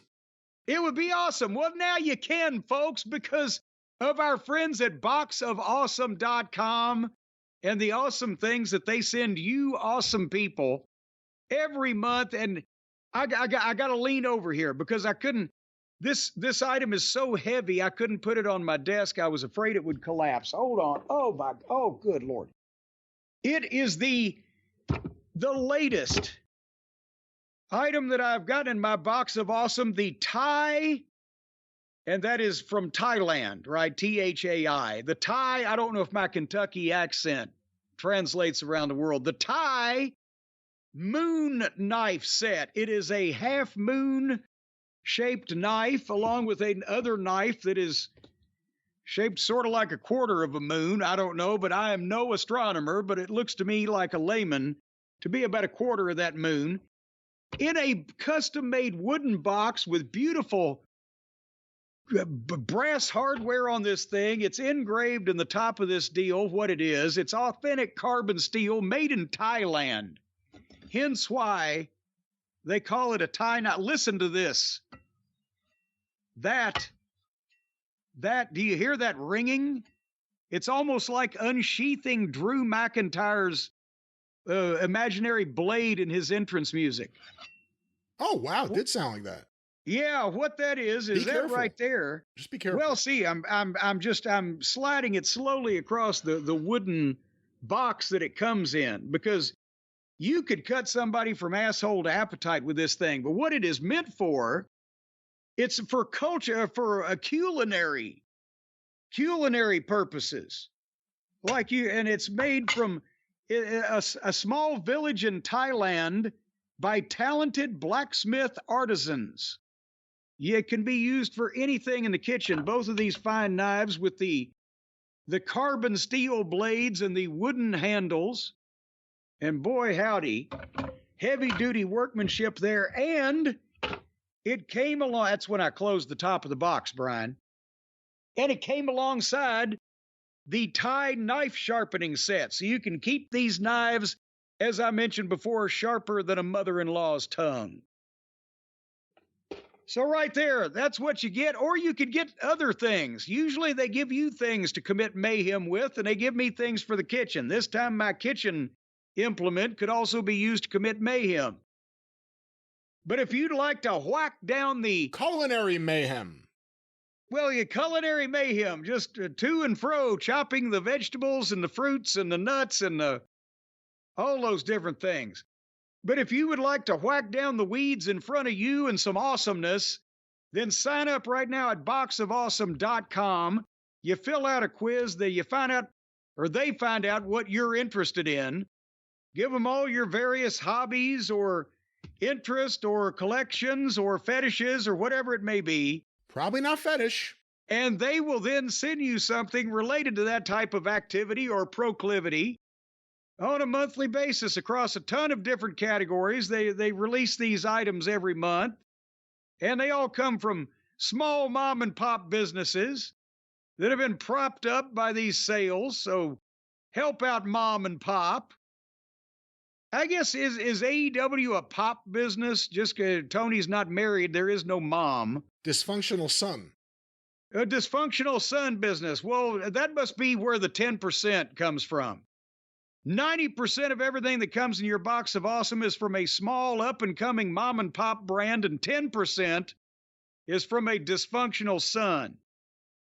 But right now... I mean, a lot of families have a fuck-up kid, you gotta think. A lot of mom-and-pops have a fuck-up. Just by process of mathematics and percentages. That's right. You know, yeah, That's right. and just open your eyes and look at the street. See who's walking up and down it. But anyway, you get 15% off your first box of awesome. And that's certainly not a fuck up when you sign up at boxofawesome.com and enter the code JCE at checkout. And whether it's things to cook with or to eat or to hunt or fish or whatever you do with all those knives you keep stockpiling up there, Brian. What knives?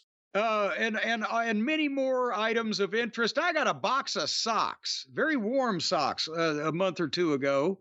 Knocked my socks off, it did. Boxofawesome.com, enter the code JCE at checkout. You're going to get 15% off your first box, which is already at a discount of up to 30% or more. You're not going to pay full price for anything around here, folks. You're just going to get full value. Boxofawesome.com, enter the code JCE at checkout. All right, well, as I said earlier, we're going to talk about the money in the bank, but first we got to talk about the mark in the back.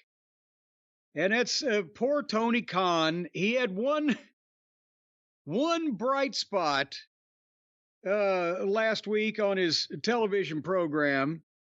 And on Saturday night, the Collision, and I'm assuming it's going to do a potentially record low rating because it was against Money in the Bank, which is Money in the Bank. But there were a couple of things that happened we're going to comment on. And the first one opened the program. And that was MJF's promo explaining why he did what he did to Daniel Garcia and peripherally Will Ostrich and the whole thing from last week on Dynamite. And again, it's almost a shame sometimes when they do something really good. It's a bigger shame than when they do something that's really the shits. Because when it's really the shits and hardly anybody sees it, it helps them. But when this is really good and hardly anybody sees it, it ain't gonna help them. But maybe they'll put a package on Wednesday night to bring us up to speed on the program that a few more people watch. Do you know where South Haven, Mississippi is, Brian? I have no idea. I'm not big on Mississippi geography. Well, it's a trick question because South Haven, Mississippi is peripherally in the Memphis, Tennessee kind of metropolitan area. And as a matter of fact, hold on one second, just so I can... I think we're about to introduce Mr. Rand and Mr. McNally back to the show. We got Randy McNally coming in here because I want to make sure that I am, because I frequented that area quite often in my younger days, but now that senility is creeping in, oh, bye-bye, sweetie, love you. You too, Stace. Harley's leaving the room with Stacy. So, yeah, if you go across the Tennessee-Mississippi border, set your clocks back 20 years, ladies and gentlemen, then, South Haven is only about 10 or 15 minutes from downtown Memphis.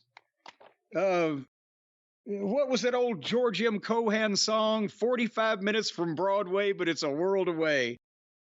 But they've got it's another one of these small suburbs that has built a halfway decent sized arena in modern times, and they've got a building down there now. So, but the way Tony Schiavone introduced the program when they came on the air, from Memphis, here in South Haven. I missed that. and now people are like, wait, what? What the fuck? What happened? From Memphis, here in South Haven, it's Collision. You must have been in a Collision. Head on, apparently. It's like WCW in '89. We're going to be in New York. In Troy, New York. Well, and Vince was bad about that, like a lot of other things also, in that we would be in certain places. He would just call it the College Arena or Greater Kumquatville. I don't fucking know.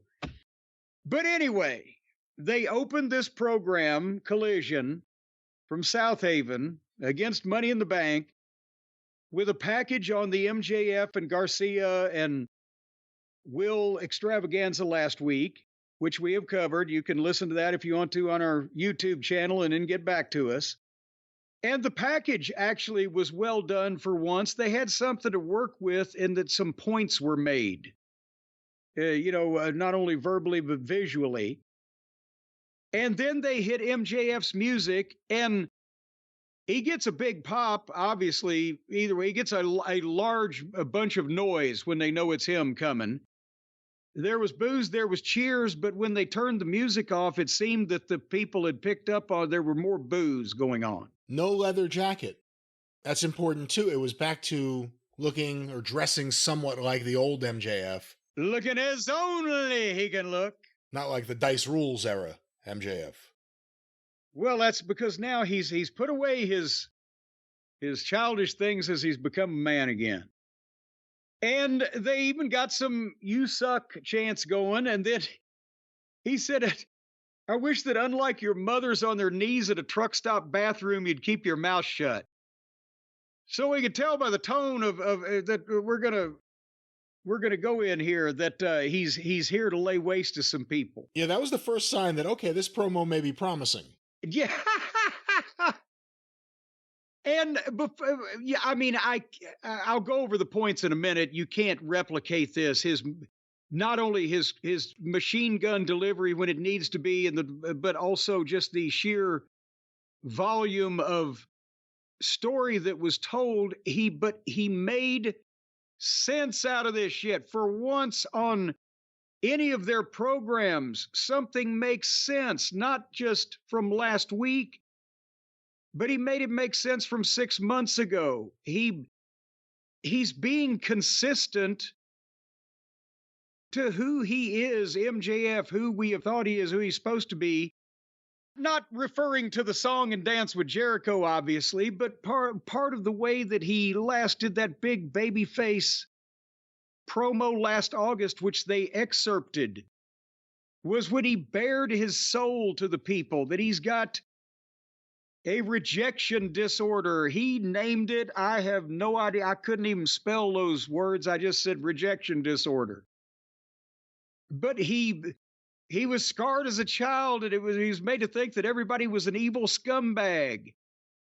But now he's opened up the whole deal that he did about being a vulnerable person to be babyface last year has now, the seeds have come home to roost. I've fucked that simile up. The rooster has come home to lay an egg. To seed. There you go. Because now you've rejected him. The people have rejected him. They started. He's off, broken his body, sacrificed his all for you people that he opened up to, and you scorned him, and you went and cheered for Will, and you went and cheered for Swerve, and you went and cheered. Well, fuck you. Garcia was a pawn. You really thought that you were getting that match at All In with this? I was always going to stab him in the back because he's a Make-A-Wish kid. And then that was the second promising part, because it wasn't trying to elevate Garcia like everything else they do is. It's trying to put reality back into place. It was like, I blew smoke up your ass so I could stab you in the back because you're another one of these these clowns that they're cheering for. And then, you know, when they played the clip, he came back and he said, I told you that if I opened up to you, if you turned on me, it would tear my heart out. Because what the great heel turns in wrestling in the territory days were not when somebody just said, fuck you, and hit him over the head with a chair when nobody expected it. But it was when the heel thought, like this Drew McIntyre stuff, when he thought he was right. He thinks he's right. And he laid the whole deal out. I broke my body for you. And you chanted, thank you, Joe. And then you discarded me for Swerve and Okada. And that talentless hack Osprey. And he told the people, it's not personal between me and Garcia. He's a pawn. It's personal between me and you. I'm going to take away the things you love. I mean, Snidely Whiplash couldn't have gotten a more fucking heinous goddamn attitude, right? He's going to tie some people to the railroad tracks here. And it makes sense for once. It's not people just dressing up as somebody else or changing their hairstyle and trying to act differently. Chris Jericho. And, you know, the line, he said, Osprey only cares about ratings from Meltzer. I care about ratings from Nielsen. Oh, my God. It says, since everybody who was watching this show will get that, so it was good. Anyway. But that was just a tease. Let's do it. Let's pop a number, knowing he's not there. So just doing things to ratchet up the heat in the room. Yeah. Calling him out. They play the music. He laughs. He's not here. Now, of course, the music guy now has to be on MJF's payroll. I wish he'd stick to things that he ought to nominally be able to control. But nevertheless. And he didn't even claim when he started his catchphrase. At the end, they started to say his name, and he said, no, you had your chance. Fuck you. I'm MJF, and you can thank me later. Boy, I've got a whole list of people I'd like him to get rid of. But anyway, it made sense of it, and it got some interest in him and Osprey just because he's trashing this guy, and they like young Will, so it got some interest in that without them really having to do anything physical yet. But also it explained, he made some of the pandering, simpering nonsense now work for him in a way because he said it was fake and phony all along just to make you people like me. Basically, because I wanted you to like, and you still didn't like me, so fuck you. I'm going to fuck all this shit up. I like that spunk. What about you? Won't call it spunk. We'll start with that. I thought that was the best MJF promo in a long while. And it was a return to form in some ways, but it didn't feel like it was retro. It was what he needed. It was what this company needed. Every heel is cheered. Every babyface acts like a heel. There aren't any just flat out heels. And he's the best at it. The problem is, as good as this was, and it made perfect sense, and it went a while, and it was good, it held you, and it was his best performance in a while. It was on Collision against Money in the Bank. Yeah. That's the only issue I have, because you have to now seek this out to hear it, and you should hear it. If this was on Wednesday night, it would have gotten a big reaction. You know, that's the other part. He had the crowd in his hand right away, and he got a big reaction exactly when he wanted to at all the right times here. I thought this was great. This was the best AEW promo all year, and his best promo in a long time, and it gives you some hope for the TV possibly improving, at least in his segment. Remember early on, when shit was already nuts and bad, and the booking was bad from the beginning, you always had the MJF segments. Other than the Chris Jericho shit. Fuck Jericho. And for a while, you had the Punk segments. And yet, eventually you had the Punk, and then when they met up, it was the best thing in the history of the company. And then you got no Punk, and then you had no MJF. Now at least we got one back. And listen, those were the days when MJF meant the most to the ratings and to everything else. So a return to form and something that gives you hope for the future in some way in AEW. Well, it also, because it's even, do you remember, just let's look at the state of the group that tormented him behind the devil that had sworn to take him out and blah, blah, blah. Mike Bennett and Matt Taven, where have they even been for a while? They're still they never work on the main show, and they're in Roddy's corner whenever you see Roddy come in to do a job. And Roddy, who I just mentioned, comes in to do a job. And Wardlow, does he still work there? I don't know what happened. Remember, even they started trying to give him like a renewed push after the things with the Undisputed Kingdom started like going nowhere. And then that went nowhere. And now he's just off TV. And Adam Cole, who, if Adam Cole comes back, but by the time that he returns again from his injuries, and Britt Baker is a giant baby face, and everybody knows they're a couple, and she's returned from her injuries. Is the devil, Adam Cole, going to be a fucking manipulative heel, Professor X in a goddamn wheelchair, sending out mayhem? Or is he going to be a beloved returning babyface hero? So that whole thing that they put MJF through was for absolute fucking naught. And how bad are Adam Cole's injuries for real? Britt Baker just came back and she had a series of mini strokes. No, now, come on now. Nobody said it was a series. It was a mini stroke. Now, it was a mini stroke. Excuse me. God damn, you'll have her slobbering in her fucking soup next week over this. Well, my point is she came back. No, she got better. She came back. Adam Cole broke his foot and never returned. Well, never is a long, long time. When did he jump off that stage and break his foot? I've lost track What now. decade was that? No, come on now. No, that was like a year ago, right? I mean, well, people have had leg transplants, and, but it's, I'm sure that they're working diligently. But the point being, he's not going to come back as a goddamn heel. So all of that was for naught. The only other thing I'll say is it's a two-way street. MJF could do a job like this, not a job, but could do a promo like this and hit a home run, even if no one's going to see it on Collision, and hopefully they do replay it and people see it on YouTube. But now you need a babyface who can do the job and do the promo and get people behind him against MJF. Do you think it's Ospreay? I think it's only Ospreay. Name another one. Yeah, you can't. There you go. Ospreay's the only one who's a babyface. He just left the heel stable. Well, yeah. He resigned.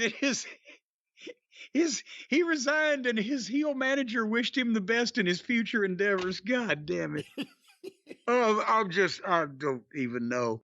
But that has to be Wembley, because they just had, people were thinking it was going to be Ospreay. I've called him Ostrich so many times. The Birdman, Willie Beware. They were thinking it was going to be him against Swerve, and he would win the title at Wembley Stadium. That's what early scuttlebutt was from all the smart sources, right? But they just had that match, and they can't have it again. So I would imagine that because of what we are seeing just unfold in front of us, and they're stupid if they don't, put MJF's biggest match and Ospreay's biggest match in Wembley Stadium, Osprey would be MJF and MJF would be Osprey. What the fuck else are they going to do? Mitsu Arakawa and Higo Hamaguchi in a tag team match? Well, you got the the AEW World Champion Swerve Strickland. Adam Page is fired up and ready to go and back in action. Okay, then let them wrestle each other, because who gives a shit? Name another match that would sell any tickets right now to anybody. Well, they've already sold, and I understand that the number has been sitting at about 40,000 for a while now. Some of them may have buyer's remorse at this point, but what match is going to instantly move tickets amongst people that ain't already going that they can put together off of their roster? I'm just asking you. There aren't too many big matches you could really think of, are there? Yeah, they have stars. I mean, Danielson is allegedly going to be retiring at the end of the year. Moxley's a star. I'm not a fan of his. You don't have any matches for anyone that you could think of that are like, wow, that's a stadium show where we need to get some extra people in there. Well, in that case, it's up to our boy MJF again. He's going to be hunchbacked with scoliosis from carrying this fucking company and all these dead weight, non-drawing, sorry sacks of snake feces on his back. Did you watch any of the other stuff on Collision? Well, you know I did, Brian, because we got to talk about it. Not only did we see the sublime of AEW, the MJF promo, but we also saw the ridiculous.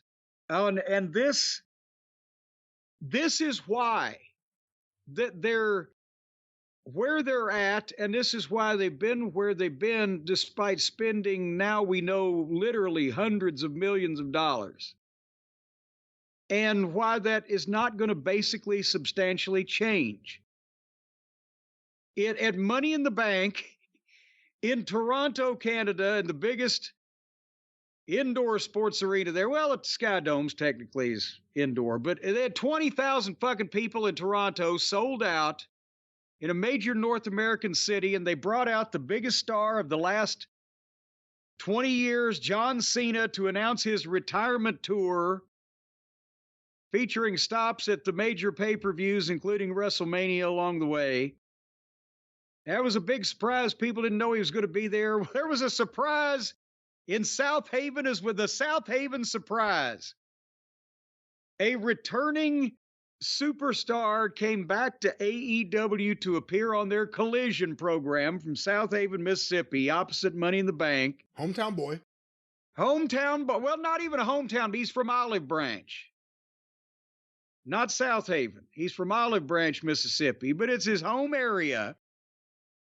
Our old friend, Dwarf Dongsucker, Marco Stunt, reappeared. Oh my God. They brought him back to wrestle Jungle Jackoff because of their history together when it was Jurassic Express, a boy and his dinosaur and a smaller boy, or whatever their tagline was.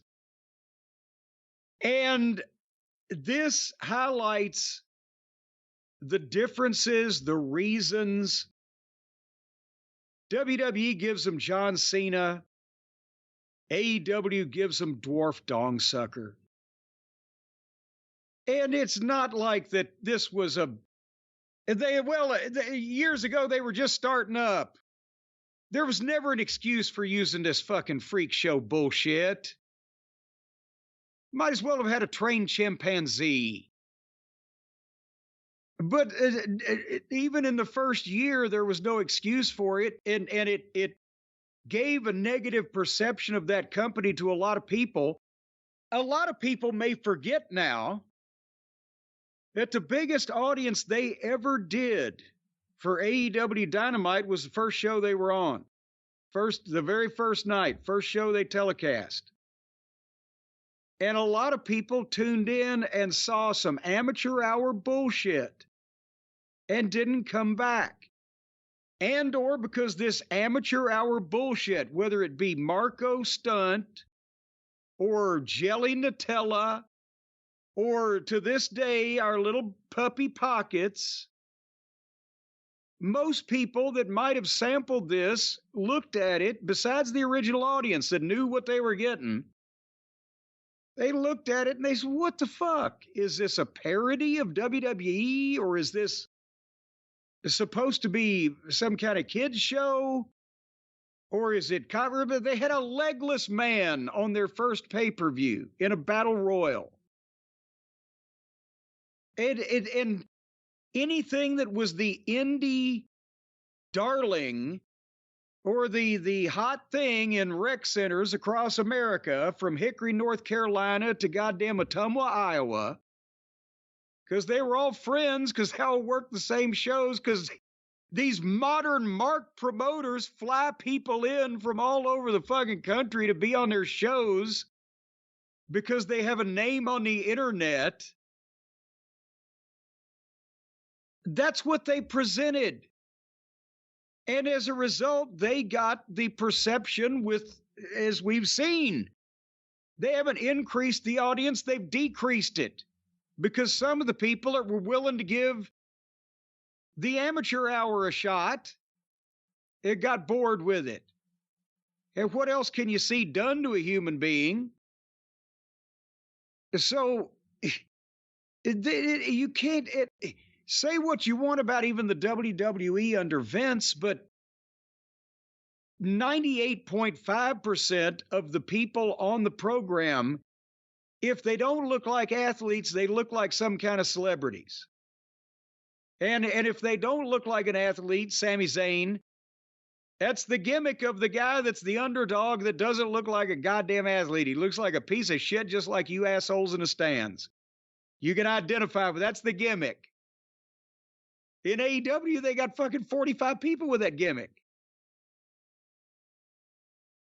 It's certainly not been a low rent in terms of expenditure, but AEW has had, and this is not a compliment, an indie look, a low budget look, a fucking outlaw feel, an amateurish, parody-ish, tongue-in-cheek element to some of this programming since they've been on the air. And Marco Stunt was one of the poster boys of that, and they've learned nothing. As I said, at least it's a benefit it's on because nobody saw it anyway. But just, they've learned nothing. They've learned nothing. Comment on this. I'm getting enraged. I'll say the same things I said about the previous segment. This was a nice return to form. Marco Stunt looked great out there. This is another one of those things that should have been on Dynamite. If you're going to do it where people are going to see it. You get some payoff. It's the only time Jack Perry's ever going to look intimidating. Ever. Yeah. And it was buried on this show. And it, like you said, it's a long-term storyline thing if you really think about it. And it was on this show where they knew it was against the pay-per-view. They knew they were going to get killed. I don't know what else to say. It's not surprising. In the classic days of MJF doing a great promo, it was usually followed by some shitty, embarrassing thing right afterwards. And this was it. And the big benefit was just it didn't make Jack Perry look like a very, very, very skinny, in shape kid. And that's what he looks like. And that's part of the problem. You look at who are the champions. Only because he was booked against fucking Tiny Tim. That's My right. God, put a fucking crutch under his arm and Bob Cratchit behind him, and he's Tiny fucking Tim. You got to see Jack Perry do some of his power moves. You never get to see that. You'll never get to see it again either. So it was a very interesting match. But it exemplifies a lot of the problems with AEW, not just the general booking principles or lack thereof or the mindset behind things. Not just Marco Stunt being used, but Jack Perry. The response to everything with Punk, making him this scapegoat. If you watch the reaction, not just listen to it, but watch it, when he hit the ring, no one was reacting. He doesn't have that star quality, and Tony thinks he does. And it's one thing being a lot of these things and being a babyface who's going to get your ass kicked and have to find a way to win. It's another thing when all of a sudden you're the badass Jack Perry. Well, yeah, because if you notice, as Jungle Boy, he had the blondish, flowing locks, right? And the little loincloth thing, and you could beat him up and he could get sympathy because, you're beating up a young-looking small child. I don't know. But now he's got the dark hair and it's pulled back and he's grown the facial scuff and he still looks like he's 146 pounds. So as a heel, no. It's just he's play acting like his friends. And none of them can come to grips with the fact that they have a look for a certain thing and that's their ceiling and they ain't going past that. Yeah, like his one big move is he smirks with a beard. That's it. What else is he doing? That's the only thing you can think of. It's an acting thing. Hey, at least some of his friends married their beards. So the point is that this is what. Now, see, get your mind out of there. But that's the thing is that besides this indie bubble level of fan that wants this preposterous shit, that's why they haven't grown, because they had items like this, the Marco stunt or whatever, on the program. And I'm sorry if people think, oh, Cornette just wants AEW to fail and go out of business because he didn't like him and they didn't give him a job. I need to talk to Stephen P. New. I know that you cannot disclose what is told to you when you're under an NDA, but since the NDA has been disclosed, could I sell copies of the NDA I signed with Tony Khan in 2018, like for charity? Because it doesn't contain any of the things that he told me. It just contains language telling me not to tell any of those things. We got to check on that. They may want you to black out. I'm talking about this like it would legitimately happen from their end. They may want you to black out the LLC name because it's not one that is publicly known, really. Well, all right, but besides that, we could, I can understand. We can redact some information, but my opinion has not changed. I was not against the idea of a second company rising like a phoenix from the ashes and challenging Vince McMahon's dominance in the wrestling landscape. I was, to say the least, pessimistic and actually outright, horse shit, at the thought that Tony Khan was going to book it and that these outlaw morons that he was dealing with were going to be able to fucking operate it. And my opinion has not changed, and many of those roosters have come home to roost. And other people, I was the only one that was honest about it. Some people probably called bullshit at the beginning, but nobody cared what they said. Other people didn't call bullshit at the beginning because they wanted to take some of Tony's dad's money. And then when they finished with that, then they called bullshit. Just give me a 10-year contract and some Grey Goose. I'll say great things about you. But don't be, none of you people out there, in or out of the business, be grumpy at me because my opinion and my commentary has not changed, and many of the things that I've said have turned out to be valid because Tony can't book and these assholes can't run a goddamn national wrestling company. And that's just the way, and this is an example of it, putting their friends who amount to trained chimpanzees, Marco Stunt and Orange Cassidy, on a program that's expected to be competing with the goddamn biggest multi-billion-dollar conglomeration of fucking wrestling and fighting and fussing and feuding that's ever been, and they counter-program with shit like that. There you go. Well, a nice return from Marco Stunt. That's why I stayed home. Did you see any of the other stuff on Collision? No, I did not. Oh, come on. There was a long Claudio match. I didn't even see who his opponent was. He was in a mask. I just fast-forwarded because I'm sick of Claudio. But this really was a return to form for AEW as a company. Riho was on the show. Yeah, Riho returned on Collision, of all places. Her name is Riho. Or as I think Tony Schiavone said it, she's making her debut here on Collision. Or actually, she's making her Collision debut. But she returned. And it was her against Lady Frost. How long has she been gone now? She came back not long ago and beat some people and then left again and went back and said she was making what, $400,000 a fucking match or whatever, or a year. No, since then she did the interview where apparently she said she made $400,000 a year, and also she appeared in one of Kenny Omega's video game streams in the background. Well, here she was against that going for her. Lady Frost, who I want to say I heard she's a second generation wrestler, or she's someone's kid. She is the grandson. No, not she's the grandson. She's the granddaughter, I believe, of Tony Marino, the famous Tony Marino, the Batman. The Batman with two T's. The Batman with two T's. Like that with the exact same costume. Well, Riho wrestled Lady Frost, and I had to watch it because, A, it's Riho, and whenever she just pops up for no reason, I'm always entertained at this point. And Lady Frost ain't bad. She's not much taller than Riho, but she's kind of built like an athlete. They said she's a gymnast. So I'm watching this match. It got real sloppy at one point, and then Riho did a dive from the top rope to the floor. It was almost like she landed arm first. Oh. And yeah, she broke her arm apparently, or fractured her arm. And then they just continued the match, and she's holding her arm and selling and kicking out of everything still. She kicked out of a perfect moonsault from Lady Frost. She dives off the top rope to the floor and breaks her arms. Was she diving head first? Well, I'm going to open this back up. I have it here on the computer. And I mean, was Lady Frost, did she lose her in the lights? Lady Frost was fucking nowhere near her.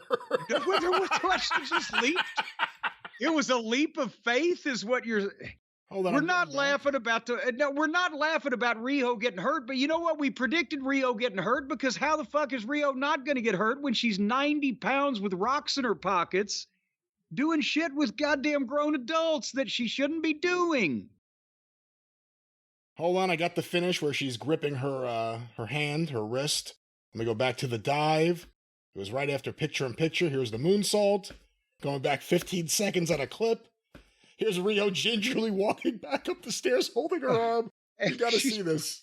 Here she is. She's running now. She's going to the top rope. Riho is on the top rope. Lady Frost on the floor. Riho dives, lands at the feet of Lady Frost, arm first. Oh. Was she trying to catch herself, or she was off balance? You know what? There's no way she would have. She was too far. I mean, again, I'm not even blaming Lady Frost. I'm saying Riho shouldn't have jumped until...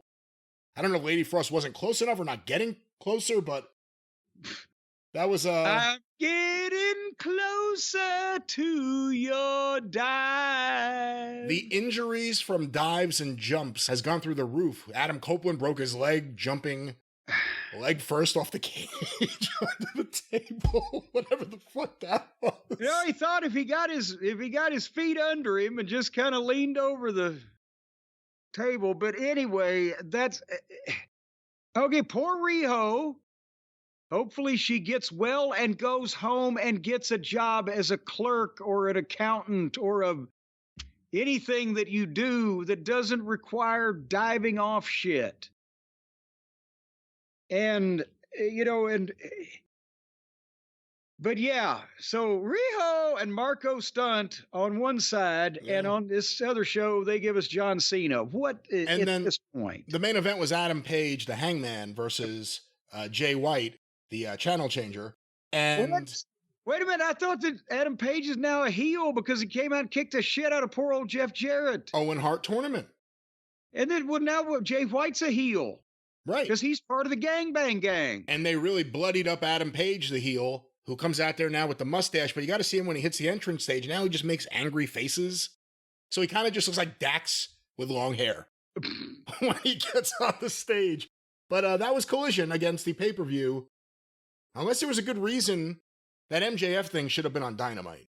And hopefully it will be, in some form. He's a rich kid, and he's gone too far, but you know it don't matter anyway. He can rely on old Shad's money. He can rely on old Shad's money.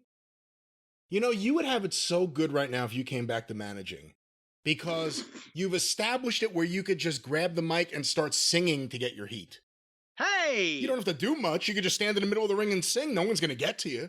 No, I'm telling you, I'd be hitting those high notes and As a matter of fact, Bobby Eaton used to always request I sing his favorite song.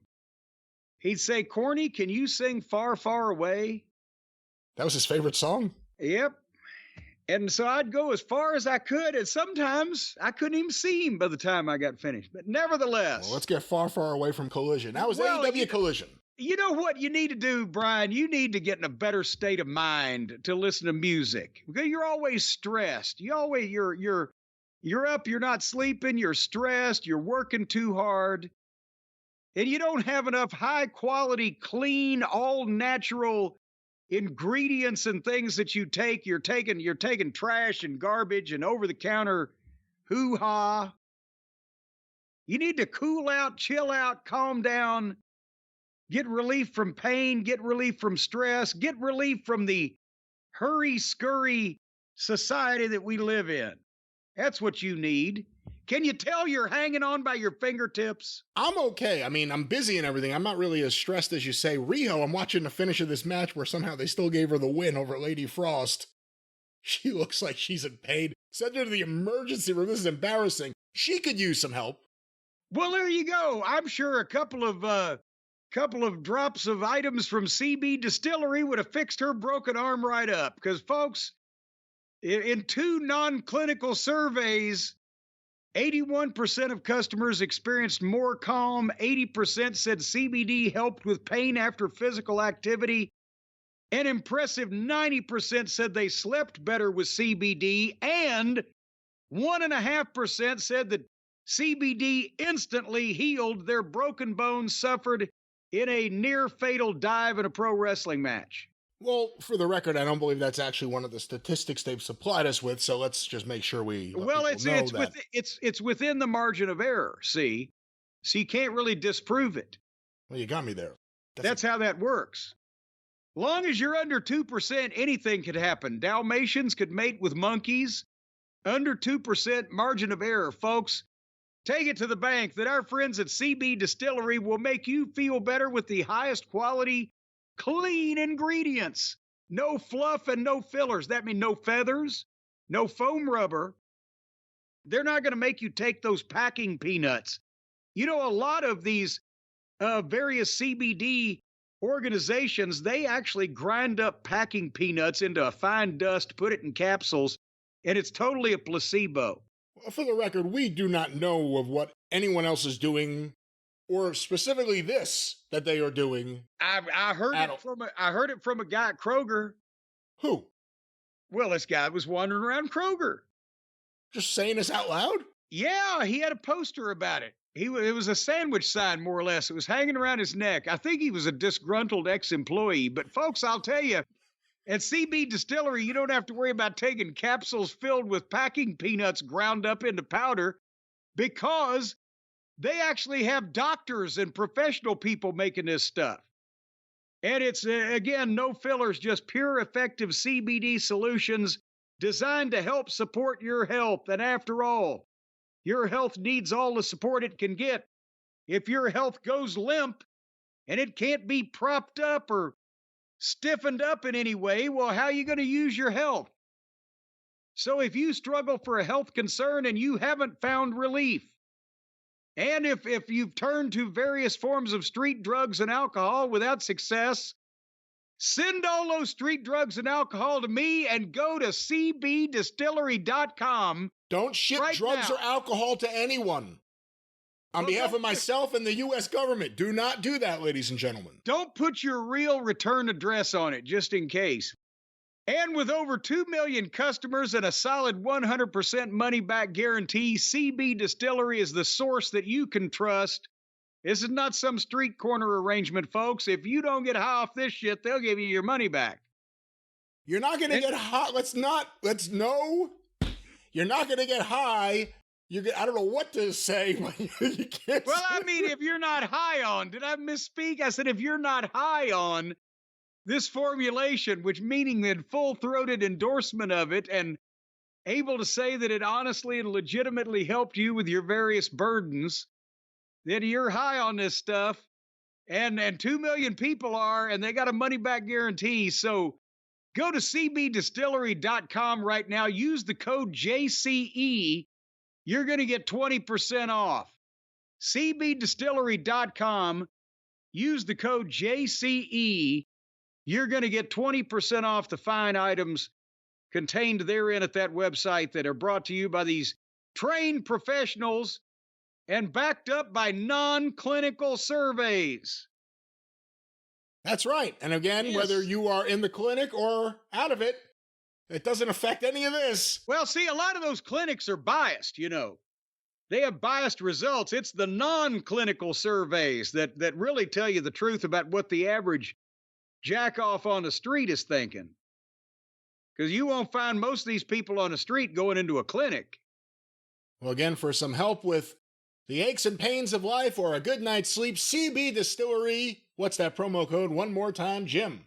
JCE for help with the aches and pains of life. And in addition to your relatives, it also helps with your close friends. All right. Well, we're going from all friends to all business. To no friends at all. SmackDown, I think you termed it a nothing burger on July the 5th. Were they looking at this like, well, this is kind of a lame duck show. We're in Toronto. We got to do something for these 16 or 17,000 people we had at TV. They sold, 45,000 tickets over the course of the weekend for the various WWE activities in Toronto. Is that the press release I saw? Something. I know there was a Sami Zayn comedy show. Oh, well, right there, they turned him away from the fucking Sky Dome. But no, they had NXT. They had... Well, now think about that. They had 20,000 for the pay-per-view. And then they had about 16,000 here for this SmackDown. There's 36. And then they had, 5 or 6,000 for the NXT. And then they had 374 for Sammy. So they worked out. Where are they for Raw? I don't know. Maybe they're in Quebec City. But you said it before. It was a nothing burger, but usually, at least lately, it seems like typically, for the most part, it is the night before a pay-per-view that's not WrestleMania.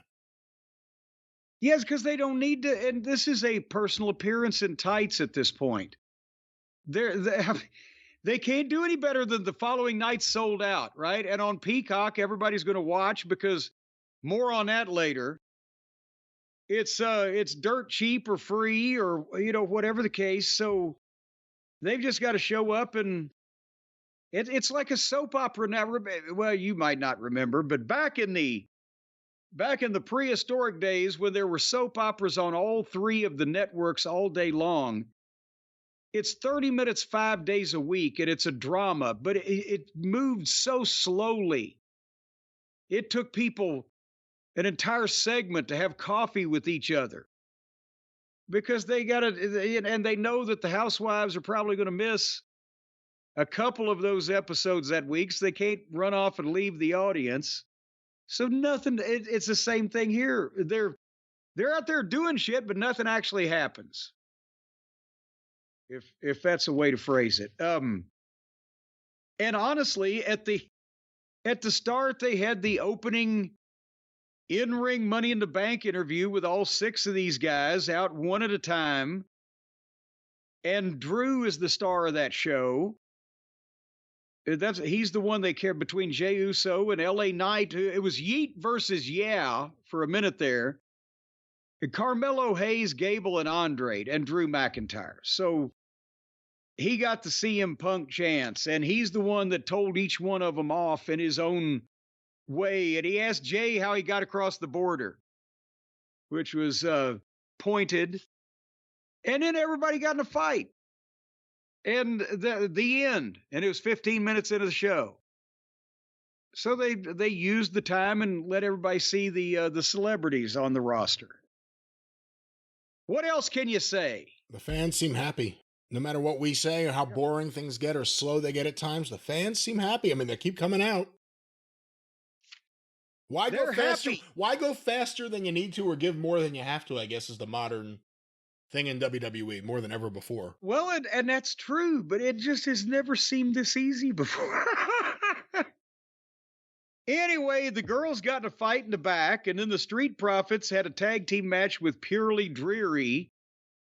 And remember, I said 98.5% of the people on the roster either look like an athlete or a celebrity, except for Sami Zayn, because that's his gimmick. Well, this is the other 1.5%. What the fuck? Purely Dreary. Anyway, 35 minutes into the show when that was over with, and then Jade and Bianca fought Indy and Candy. And you'll never guess who won. And you'll never even want to try. And you'd be right. And then we were at 9 o'clock. And this was probably the only, I'm looking at the rest of my notes. This was the only thing I gave a shit about on the whole show. Kevin Owens cut a good promo. They sent all the baby faces to the ring for the 6-man tag at the pay-per-view. And by the way, have you noticed Cody finally has even got the "what do you want to talk about" over? He hung with it and it works. But pay-per-view crowd in Bizarro Land, I don't know if that counts as it working. Well, it's not met with the crickets it used to be. But anyway, he talked, and then Orton had a line, and then Owens took over, and he cut the promo. And this is true. On the past Monday, his mother was rushed to the hospital, and he did a really heartfelt promo about that. He wanted to be there with her, but he wasn't going to miss this because his mother wouldn't have wanted that, because she's always been behind him, and blah, blah, blah. So it was, and he finished strong, fired up. And that was I don't know if that's the kind of thing when everybody talks about, they ought to have more realism in wrestling and give the guys more chance to do their own material, whatever. When you can talk like he can and you've got something to say, yes, you should. They've taken it to an extreme in both these companies, in the WWE in the past, not letting anybody say anything except what's written. And in AEW, not having anybody with the sense to write anything for people that can't fucking talk. So this was in the middle of all of that. Very good. Did you have an opportunity to listen to that at all? I did. I thought it was really good. It was an excellent promo, actually, from him. And it was something to kind of tie him into the main event the next night a little bit more. And obviously, she was still in the hospital the next night, so he was, still a sympathetic figure. And then Bayley wrestled Piper, and all the other girls got involved, and the refrigerator came out and beat up Bayley until Mia Yim came in and saved her bacon. Did I encapsulate the information contained therein as succinctly as possible? That's right, bacon, yes. Bacon! Nothing smells like bacon except bacon. So then for the tag team title, and this is the state of affairs in the once great tag team division, the home of the Hart Foundation, the British Bulldogs, Demolition, the Rockers, the Rollers, the Strollers. The tag team title match is Tommaso Ciampa and Johnny Sameface against Grayson Waller and Austin Theory. And the story now is Waller is using Theory to get ahead, so hopefully that means that soon we'll get Theory away from Waller so I can pay attention to him again.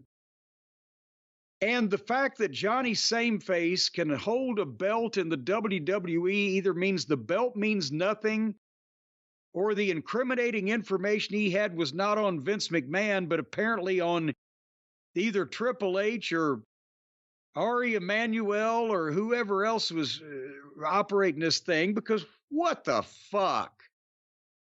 This fucking, even if you like him, wouldn't you be way past bored of him? I agree with what you're saying. It seems like he's a Triple H project that Triple H is not going to give up on. He's one of the last few guys remaining from that era of NXT, right? And guess. And Triple H, for whatever reason, they're not going to give up on him. Now, they've given up on the tag team division, That's one of the things. You may not give up on Gargano, you gave up on your tag team division, not just with this, but with everything. We have so much happening in WWE. Where are the strong tag teams? Where are the tag teams that are over? Where are the hot tag team matches that steal the show? It doesn't happen because they don't want it to happen. But if there's anything that you'd like to see change from the Vince McMahon era to the current era, a refocus on tag team wrestling and developing good tag teams, believable tag teams, good heel tag teams. Not, like you said, purely deadly you're here on this show. Street Profits have been around for a while and they just feel stale. And then this, a makeshift tag team of Waller and Theory and DIY, which no one, I mean, they were getting no reactions. What are they doing themselves? Has DIY ever been explained if you didn't watch NXT 5 years ago? Tommaso Ciampa, they missed an opportunity by not putting him with this little fucking boring pipsqueak. And the whole family. What does Candy LaRue in the middle of these mostly fit and tanned and impressive looking women? She looks like she's the Make-A-Wish kid like Garcia is on the other channel. What one of these things does not look like any of the others? Her. What the fuck? She's a local girl wrestler. And so anyway, they won the belts with double submissions on Waller and Theory. And then they finished the program with a pre-taped package of the Bloodline with Solo, basically saying that Roman wasn't man enough to defend their legacy, so I'm the tribal chief now, and I'm going to take the title from Cody. And if Roman wants it, he can try to take it from me. And boom is going to go the Dynamite. They're already chanting for Roman Reigns. And the amount of people in this company that they're all chanting for is growing exponentially. So they're literally over here not even trying. This was the equivalent of a fucking bowl of oatmeal with no sugar. And the people are scarfing it right down and asking for more. You know, Roman Reigns can literally come back and in his return promo, whenever he does it after whatever happened, say, "You beat up my wise man, you stole all my shit, and then you said all these things when I was burying my father." Oh. Because that's literally when it was happening. Yeah. So, I mean, the bloodline can get really personal and it can be really strong. I mean, this is all intriguing and it's all great. I will say, though, you've asked me about Tonga Loa, and I told you I haven't really watched too much of him. I saw a highlight video going around of him in New Japan botching every single thing, and then he botched the nut shot the next night. Yes, let's memorialize him coming up when we talk about it, but he is the man who, on pay-per-view television, missed a nut shot on a stationary target. Well, that was Smackdown. Speaking of nut shots on a stationary target, we got Jacob. We got Jacob, at least thankfully, because remember when I said there's 4 of them and they're in a 6-man tag. Which one's going to work and which one's not? You know what it may have been? They said, and it sounded like a shoot based on what we know too. They said on the pregame show that WWE and even Triple H had to work with the Canadian government to get Jacob Fatu into the country. Yeah. I bet if he wasn't going to be able to get into the country, it would have been Tonga Loa. At least they're covered. Yeah, and then he could have missed the nut shot as an active participant. But anyway, before we go to the shots on the nuts, what in the world, Brian, is going on in the various Arcadian Vanguard Network programming this week? Another fine week. Get caught up on everything on Twitter at Superpodcast or on Facebook, facebook.com/Arcadian Vanguard. Of course, all that's happening in the world of wrestling, get that news for free from the Wrestling News each and every day, thewrestlingnews.com, or the Daily Wrestling Morning Newscast, wherever you find your favorite podcasts, Arcadian Vanguard's The Wrestling News. Want to make mention of Stick to Wrestling with John McAdam, another fine series of shows looking at 1984, the year the WWF blew up, things like Buzz Sawyer showing up, And then Buzz Sawyer leaving, seemingly right away. Bulldog Buzz Sawyer, not Mad Dog Buzz Sawyer, the Bulldog. But hear about that and so much more. It was Bob Brown filing for trademark infringement that doomed that run. McAdamPod.com, or look for Stick to Wrestling with John McAdam, wherever you find your favorite podcasts. And of course, the 605 Super Podcast, the Mothership! Well, thank you. Listen to part 1 of the Scott Cornish tribute, an omnibus 6 hours of all of his impressions in the top 10. The Handsome Boogeyman, Hot Dog and Lasto, Impressionist Jim Ross, Sheila the Shooter, Angry Barista Ken Patera, and so much more. It's a funny, funny look back at someone who we miss. I can't believe he's not here, but hear it today. 605pod.com, or look for the 605 Super Podcast, wherever you find your favorite podcast, the Mothership. Yourself. All right, well, now the time has come. We got to talk about the Money in the Bank. It's as good as Money in the Bank, Brian. Toronto, Ontario, Canada, 19,858 fans is what they're saying. It was sold out regardless of what the official number was. That it was the largest arena gate that they've ever done in the country of Canada. And they've done a couple of stadiums that have outdrawn it. And, I mean, they know how to put on a fucking show. Now, I got to be honest, at the top of the thing here, I'm going to say I almost couldn't watch their fucking show that they know how to put on. What did you watch this thing on? I watched it on Peacock.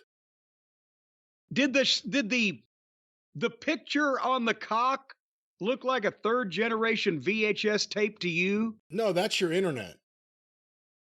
Well, my picture on the cock was rotten because I ordered the pay-per-view like God intended to be watched on real television with a remote that fast forwards and rewinds and slow-mos.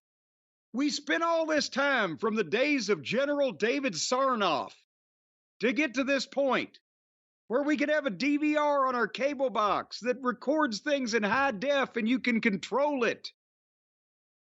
And people want to do away with that for this streaming shit. So I ordered the pay-per-view, and for once, because, and I will expose your business, Brian, you had a family birthday to go to, frivolously just paying attention to your family instead of coming and recording with me like normal people should that care about their goddamn profession. Actually, I didn't have to go there. I was the host. It was here last month. Well, it's even worse. You were right there. That's right. But nevertheless, so I had a day to absorb this thing. From Saturday night, I could record it and watch it on Sunday at my leisure and skip through the 10-minute in between the matches where they sell us stuff and blah, blah, blah. And I go and I sit down to watch the pay-per-view. And when I recorded the pay-per-view, I don't know how they managed to do this, but the audio and the video were not, like when the audio and the video is like 30 seconds off and it just, what the fuck? Yeah, it ruins the experience completely. Imagine when the audio and the video are 5 minutes off. Wait, this is on your DVR? This is on the DVR of the pay-per-view, on the pay-per-view channel. How the hell did that happen? I've never heard of that. That's what I'm at. The entrances for the first match, the Money in the Bank men's match, I was still hearing America the Beautiful or whatever was being sung. And it was like that. Fast forward through the whole goddamn, it didn't make it, it was completely unwatchable. So I was like, fuck now. I guess. So Stace finds me the Peacock on the smart TV in the TV room. I never use the smartness of it. I like my dumb TV in the TV room. But then the picture not only looked like dog shit, but also there's no way with these modern TV remote controls, there's like 4 buttons on it, and there's not even anything that looks remotely like a fast forward or a rewind. I can pause it and unpause it. And I don't know how this shit works anyway. So I had to sit there and let this thing play unmolested without skipping anything for 3.5 hours. So my mind wandered a little bit. And in some of the long shots, I couldn't tell who was in the fucking ring. I used to get a better picture at 2 o'clock on Saturday morning on Channel 4 from Bloomington, Indiana, trying to watch Dick the Bruiser's TV. Hey, did you see that clip I tweeted out last week of Dick the Bruiser on Letterman's show, The Morning Show? Yes, I did. I retweeted that, and somebody else had Bruiser on another thing that I retweeted. Did you watch the Letterman appearance? Yes, I'd seen it before. The bit at the end where he tries to apply the stomach claw to that's why that Letterman named Paul Schaefer the world's most dangerous band, or not Paul Schaefer, but his band, the world's most dangerous wrestler, because Letterman did the news in Indianapolis. And that's why Jim Cornette named Gary Capetta the world's most dangerous ring announcer. Yes. Yeah. So anyway, back to Money in the Bank. And they started with the Money in the Bank men's match, which thankfully, because after the women, why would you want to see any more of this ladder horse shit? And I will say that Samantha Irvin, not Irwin, could she be related to Dr. Bill Irwin? No, she's Irvin. Well, she may be Irvin or not, or she's revving up and ready to go. She explained the convoluted stipulations well. She's got a lot of enthusiasm. But it was Jey Uso, Andrade, LA Knight, Chad Gable, Carmelo Hayes, and Drew McIntyre in a 6-man ladder match, everyone for themselves, to get the fucking briefcase. And right off the bat, why do they have to have 6? They could have taken Andrade and Carmelo out of this and not harmed anything. You can't. This is a stunt show. You can do cool things in it, but it can't be a wrestling match that makes sense, that has any logic, that tells any kind of a story, or that it's just the ladders came into play in the first minute. And then everybody does tricks, and it'll be 2 guys doing their set thing that they've agreed on that they're going to do, while the 4 other ones wait for their cues. And at 3 minutes in, the crowd is chanting, "We want tables!" Because the fucking half a dozen ladders ain't enough. And, in this thing, Chad Gable and Drew McIntyre looked great, I thought, all the way through. LA Knight got to beat a few people up. But, I mean, it's just, you're waiting for different stunts, and you have to suspend any type of, not even any disbelief, but just like Drew McIntyre at one point sold out on the floor somewhere for longer than people recover from open heart surgery. And then he comes back at 100% right when he needs to be. And same with everybody. And then finally, at the end of the thing, they figure out a ridiculously, after everybody does everything to everybody, then each guy takes a bump on the ladder that is risking life, limb, in the pursuit of happiness. So they've got a reason to be out so that the last 2 guys can do the thing. And we knew Drew needed to win it, and we hoped he would win it.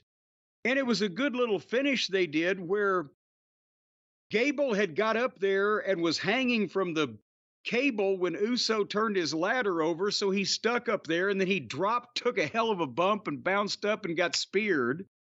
So he's out, and then Uso climbs the ladder and has his hands on the briefcase, but Drew grabbed one of the ladders and kind of used it like a cue stick and knocked Uso off the top of the ladder, and then he climbed it and got the case. So it was a nice finish, but God, this has become so ridiculous now with the ladder matches, and they're so dangerous, and it's a stunt show, and that's all you're watching for, and I'm just bleh. What'd you think? Yeah, I mean, it was run of the mill as far as these ladder matches go. The one later in the show is really the one to write home about. and write to other people about too. It was really the one to complain about. That's why I'm saving it. But Drew got the win, and it played a part in a bigger story. It was the right guy. Yeah. And I guess for a Money in the Bank show, it was a fine opener. I think we are starting to realize that, you know, I've always said you can't be successful. Good booking can sometimes overcome subpar talent more than the other way around, is what I'm trying to say. Great talent, great booking. Well, great talent can sometimes, but not often, overcome subpar booking, but great booking can sometimes overcome subpar talent. And I'm not saying that Drew McIntyre is subpar, but the WWE booking right now, everybody that wins should win. It fits into the thing, into the bigger picture. That's why they've made these stars. And some of these same people were there under the previous administration, and they didn't mean nearly as much as they mean now. But again, on the other side of this war, you've got some guys that have talent, but they can't overcome the shitty booking. Yeah, McIntyre's the biggest case. He went from being the most boring guy in the company to the most intriguing guy there. Well, and sometimes it's just letting people actually act like adults and real instead of the scripted, dramatic bullshit. On the other side, they don't have any scripted shit to work with, and they can't come up with their own, most of them. It's feast or famine is what it is, Brad. But anyway, so Drew got the case, and that was the start of this event. Yippee! Next up was the Intercontinental title, the real one, not the one that Tony Khan made up. Braun Breaker against Sami Zayn. And I can't remember now. I didn't think. Did I think or did I not think they were going to put the belt on Braun when we talked about this earlier? I think you did, but I am not in any way certain. Well, nevertheless, with this match and the way they did everything, I'm glad they did what they did. Because I think they're wanting to establish Braun as a major player, but they're not going to rush it, and they don't want a Rocky Maivia-like kickback or blowback or whatever, like die Braun die or whatever. Even though he's a heel instead of a babyface, they don't want people to think he's getting it too soon. And Sammy is over in Toronto because I think, who was it? Corey Graves said that. How come anybody's from Canada, they're a hometown guy? Canada's a fucking giant country geographically, but they're very loyal. But the commentary that you can actually listen to on this program, by the way, they're pushing Braun perfectly. They're prepared. They've got producers feeding them statistics. They sell the talent. They don't sell mark shit about what somebody did in an indie show in Japan 10 years ago. They're selling the talent, and they're back, whether it's he hits the ropes at 23 miles an hour or he's fucking this or that or the other thing. They're selling the fucking talent. And Sammy's the perfect guy, I think, to work with a guy like Braun, because not only being the underdog that's over, but he sells like a man. Since he was El Generico, I've said the fucking guy can work, and boy, can he sell. And he sells with his whole body. So he can be dish-ragged by Braun Breaker, and it's not like Braun's being unprofessional taking most of the match. That's the fucking point. And Sammy fights back with fire. So, and again, Braun has the heel attitude, the facial expressions, the body language. He's seen, like I said earlier in the program, kind of templates of his dad and his uncle that he can draw from that, and he can he's his own guy and he can do his own thing, but the genetics are there. And he hit the Frankensteiner again, where he runs up to the top and does the pose and the blah, blah, blah. And he's already getting the "this is awesome" chants from people. So anyway, they had a real good match in that respect. And finally, Braun went for that spear where he runs all the way around the ring. Sammy leapfrogged him again like he did the other day on TV, but this time Braun stopped and turned around and stopped Sammy again and did the deal where he clotheslined him over the desk. And it looked like he tweaked his knee, Braun, so I hope that's not the case. But then again, the strength, he hit the press and the power slam, but he ran into a kick. And as he staggered up in the corner, Sammy came with that big kick in the corner. Boom. Looked a little fucking firm. And surprised him with it. 1, 2, 3. And so Sammy's beat up and wore out, but he got it. And Braun's sitting there with that evil fucking look on his face. They didn't get lost. He was right there with everything the whole time. He's working up to, main roster level. So I like what they're doing. If they didn't put it on him here because they don't want backlash of too much too soon, but at this point, I'm starting to be convinced they've got a halfway decent plan for everybody. So I'm not going to get too upset. Yeah, good match. I was surprised by the finish. I thought they may belt him here. Sammy, in a lot of ways, and I think I kind of said this before, but it keeps hitting me every time I watch these two guys now. Sammy's like Moxley done right. The man of the people who just looks kind of slovenly. Yeah. But he'll put up a fight. Like he'll fight to the end. He's that gimmick done right, Sami Zayn. And good match. Now, what if Sammy went to the Gracie Jiu-Jitsu Academy and came back a grappling master? I would believe it maybe a little bit more with him, actually. Then Moxley, yeah, you got a point there. He's a better promo. He could at least tell me more about it. But good match. And we'll see where they go with Braun Breaker. Like the Steiner brothers. Steiner's got the world titles from the Freebirds early on, but then they lost them almost right away to Doom. And then they were always chasing. I mean, they got the U.S. tag belts from you guys, not the world tag belts, in the summer of 90. So let's see where they go with Braun Breaker and how long it takes for him to get there. And did you see the Sammy promo afterwards? I'm trying to think. Sammy, probably not. He did a really, really, really good promo afterwards, putting over Braun.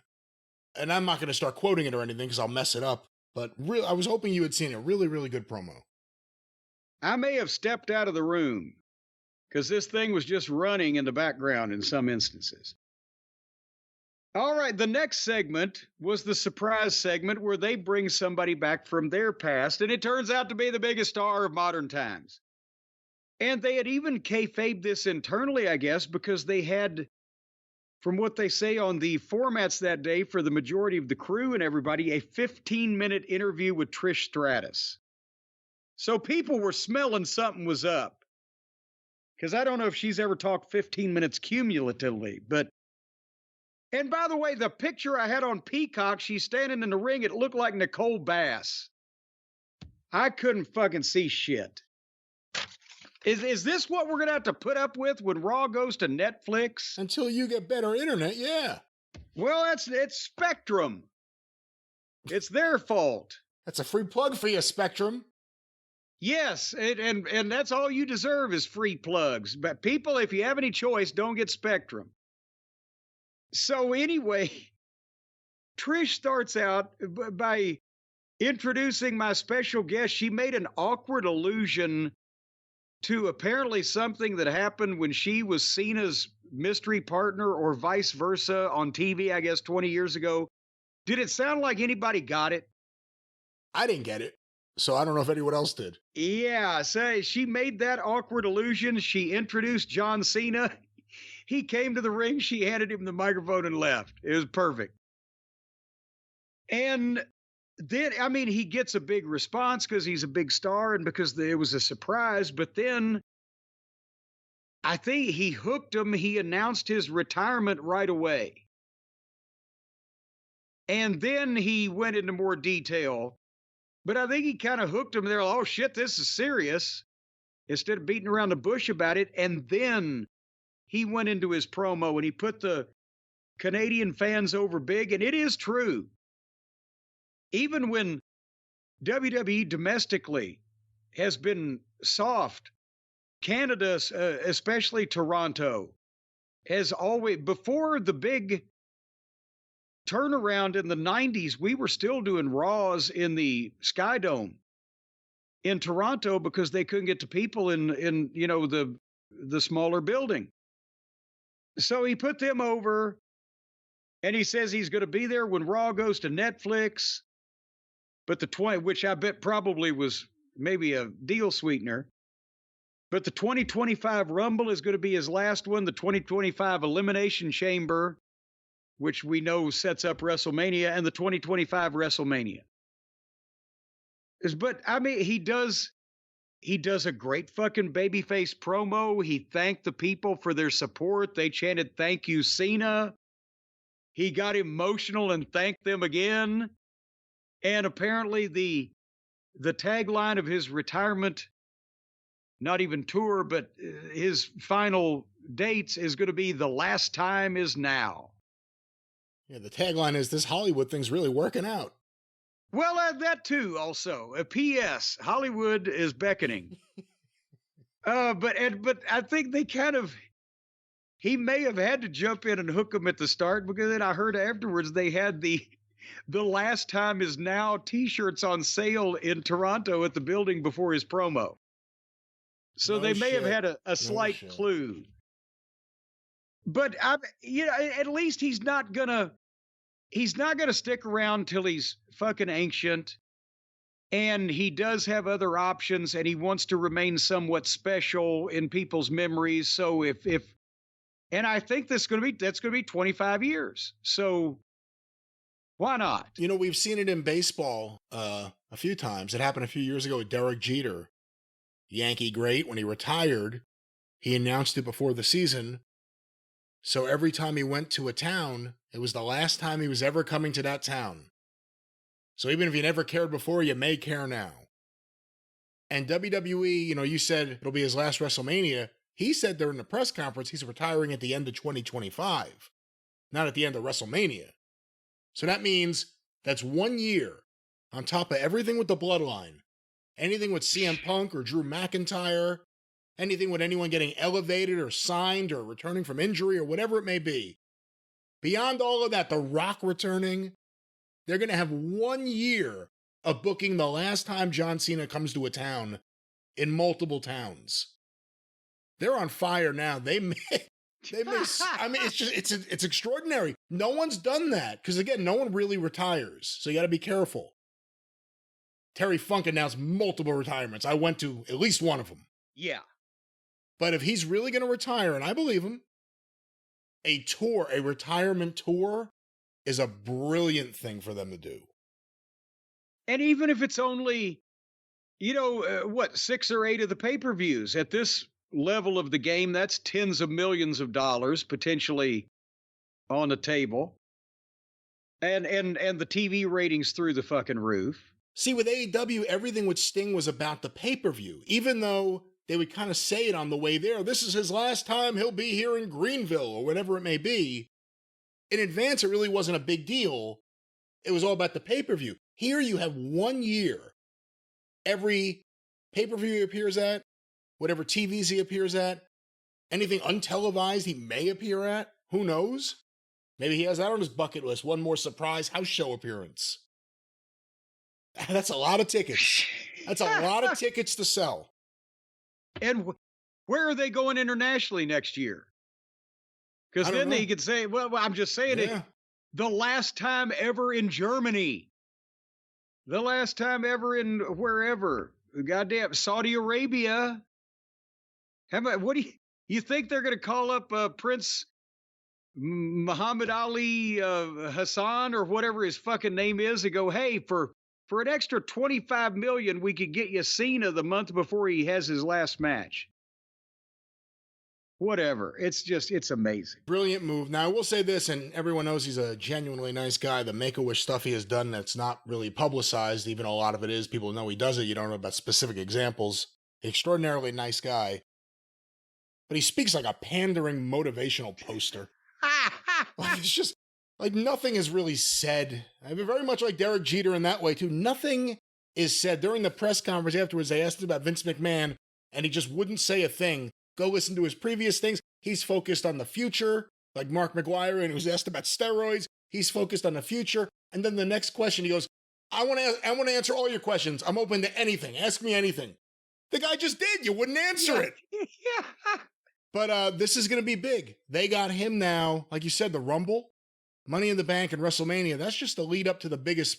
No, Elimination Chamber. Elimination Chamber and WrestleMania. That's the biggest build up of the year. The run from the Rumble to Mania. You're going to have Cena in the mix there. Well, but now SummerSlam is a stadium and 2 nights. So next year, I'm sure it will be too. So that's bigger now than WrestleMania used to be. And there's matches to be had, you know. Think about specific matches. They asked Punk about it during the press conference. There's a match. Punk versus Cena. A big history. One more match would be a big deal. Punk versus Randy Orton. Maybe the same thing. I mean, there's lots of different things. By the way, I said all those things they're doing right now to heat things up. Lesnar still, Roman Reigns. I mean, there's still guys just not in the mix. And things are exploding, and now they're going to have a retirement tour with Cena. And every show they do, they announce it's the biggest gate of all time in any way. Any building with concrete is the biggest gate. Every single show. The most people that have ever breathed air in a specific location, ladies and gentlemen. We've just done that. They're going for the noise record. That's why they got that thing on the screen, you know? Oh, yeah. Like a fucking Who concert. I guess so. Again, ladies and gentlemen, John Cena about to retire. He's not going to be around very long, but Brian, I have it on good authority that you may not be able to see him, but you can still hear him. You want to know how? Well, you know, that album's about to be 20 years old, but how? Well, I'll tell you how, because you can plug in your Raycon everyday wireless earbuds and you can listen to the best of John Cena all day long and all night long. All night long, stay a little longer, all day long. You can do it because the Raycon everyday wireless earbuds, they not only sound like real life. Is this real life? They sound like it. But also they've got the 32-hour battery life now on these new upgraded models. And so you could actually play them longer than a day is long. Longer than a day is long. Only time will tell if they'll stand the test of time. It's a good one, Ringo. Longer than a day is long. And photograph, but nevertheless, all I want is I'm the photograph. What are you doing? Photograph was Def Leppard, or was that phonograph? I was making a reference to your faux pas in terms of the way you were phrasing I'm thinking things. about Ringo. All I've got, he had a song about a photograph too. I don't know. Photograph is Def Leppard. That's like their first big hit. All I've got is a photograph, not photograph. Yellow Submarine? We all live in one. But anyway, the everyday wireless earbuds, folks, they've also got the quick charge function, the ergonomic design to fit that wide range of ears. As a matter of fact, even if you've got earlobes like an elephant, an African one, not the Indian one, have the tiny little shell-like ears, they'll fit you.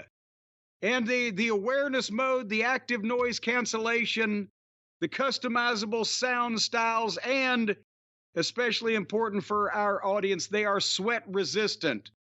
And as a matter of fact, you know, you can use these things when you put these in your ears and you're sweating like a whore in church, out there doing labor in the middle of the summer or whatever.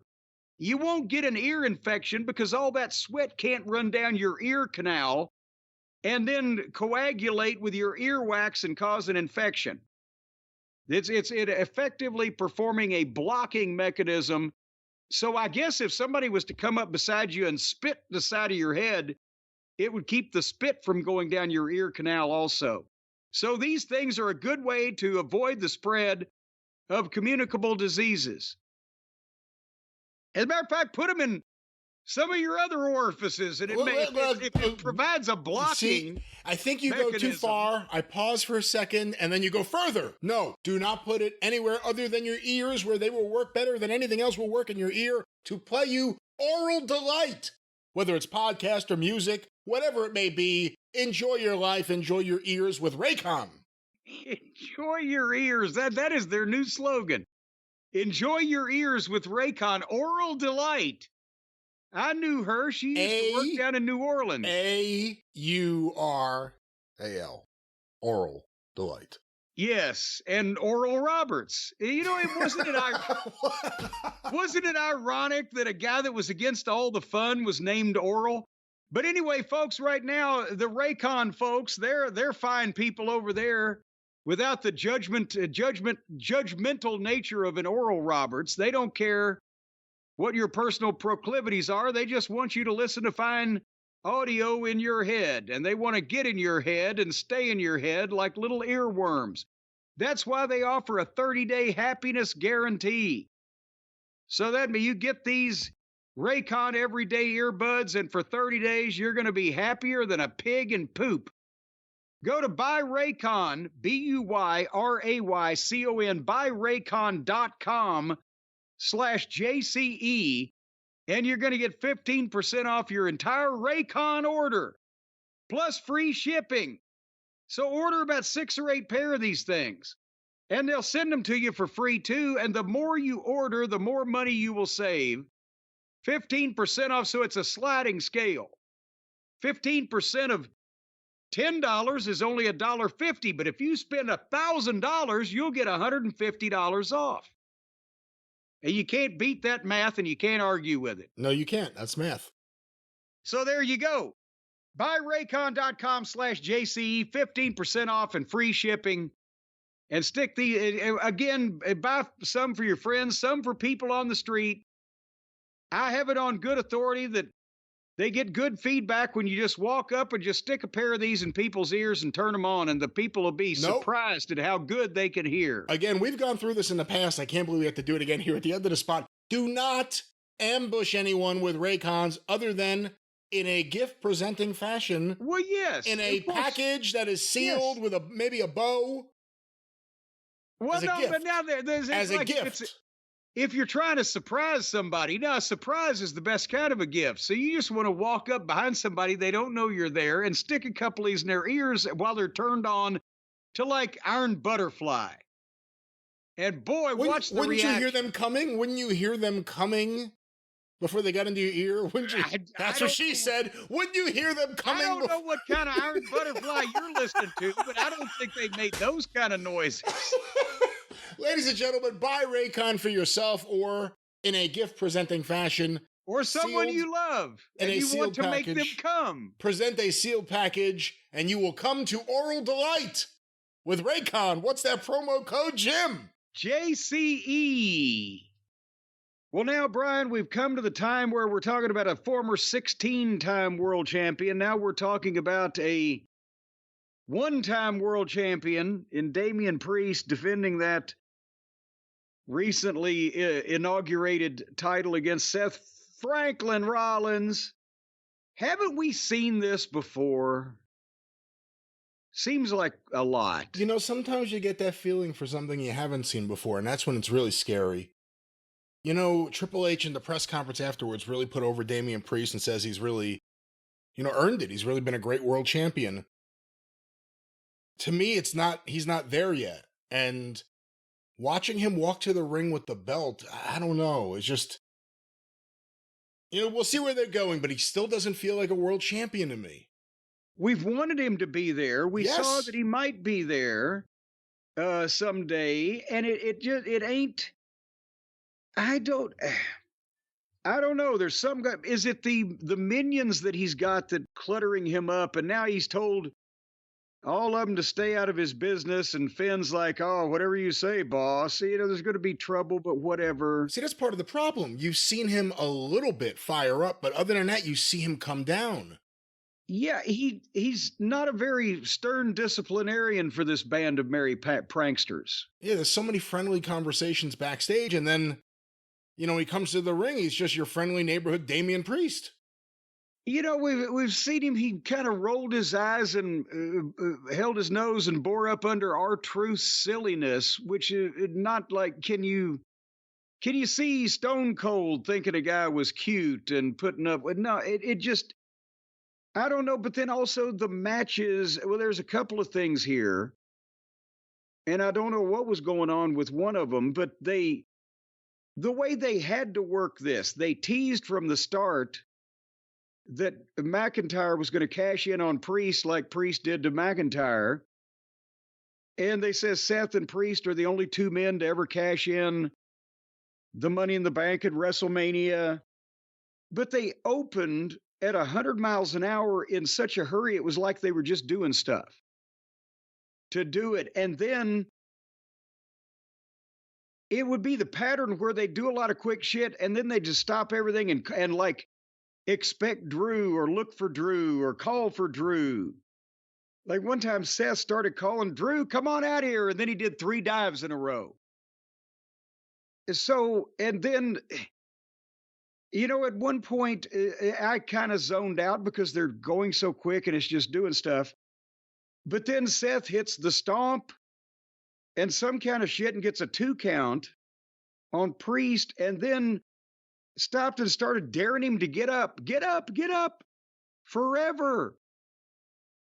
It was like, I was wondering if Priest was going to get up. Like, is he hurt? And then as soon as he gets up, he just gives Seth the razor's edge. And, but, you know, just in wrestling school, they used to call it 0 to hero, you know, instantly. And then it slowed down.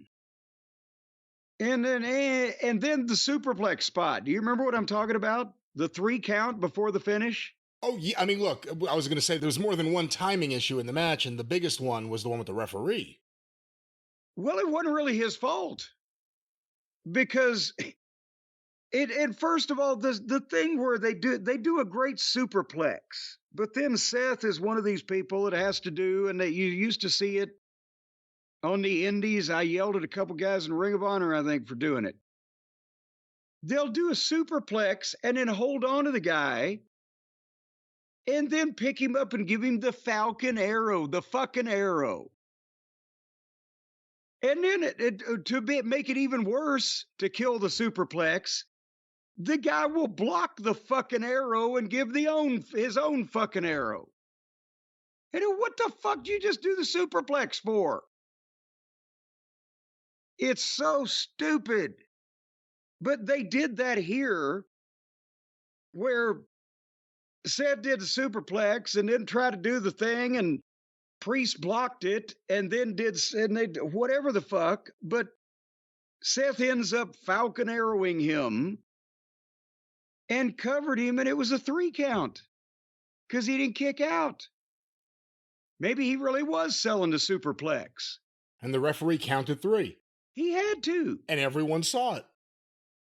And then they continued on, and the crowd was kind of confused, but then here came Drew McIntyre. They turned the house lights on too, didn't they? Oh, yes, that was one of the things that apparently the lighting guy was going by his eyes instead of his fucking format. Instead of his IFB. You know, they're going to cue the lights. Somebody's going to say that. And they turned the lights on, so the people really thought that was it. But, and to me, I think the referee held up and did not count to 3. He just sweeped it at 2.9, but it was a 3 because nobody moved and they turned the lights on. So then people are like, So you say it's not the referee's fault? Is it Damian Priest's fault? Well, yes, he didn't kick out.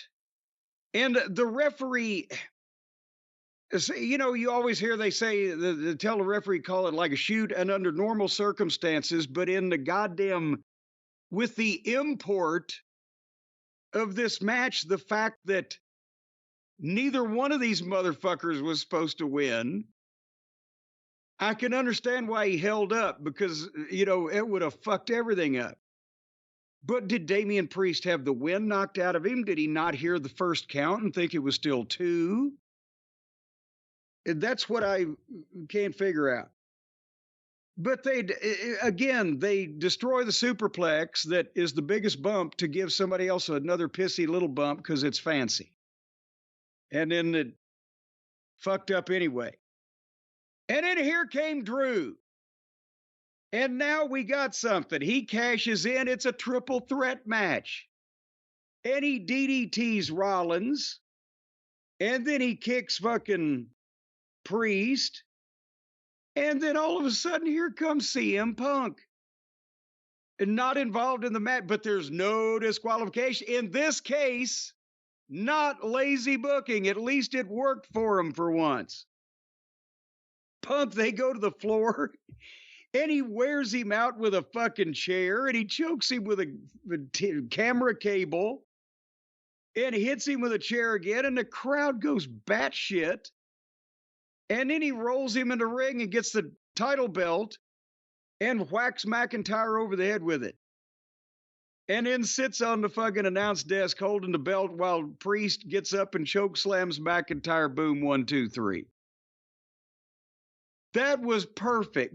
Again, Priest isn't happy because he told people to stay out of his business and now it's somebody else. Drew's laying there out cold. You just know he's going to have to do something about that. Seth doesn't like Punk to begin with, and certainly didn't appreciate this goddamn intervention here. And Punk's sitting there like he just had a big old hot box of Mindy's muffins. And then Seth even said Seth is a baby face, but he starts to go after him and the referees stop him and blah, blah. Hey, he cost Graves gets up there. He cost Seth the belt here too, if you think about it. Yes, that's what I'm saying. Yeah. They set up 18 matches here. And again, Drew McIntyre, it's looking like SummerSlam may be a more sure thing now because they wouldn't be heating this thing up like this every week if they weren't pretty sure they could be selling this soon. So no wonder they got 2 nights at a stadium. Pretty soon they're going to need goddamn 3 nights, and where's a bigger place than a stadium? That is a good question. 3 nights in the Grand Canyon.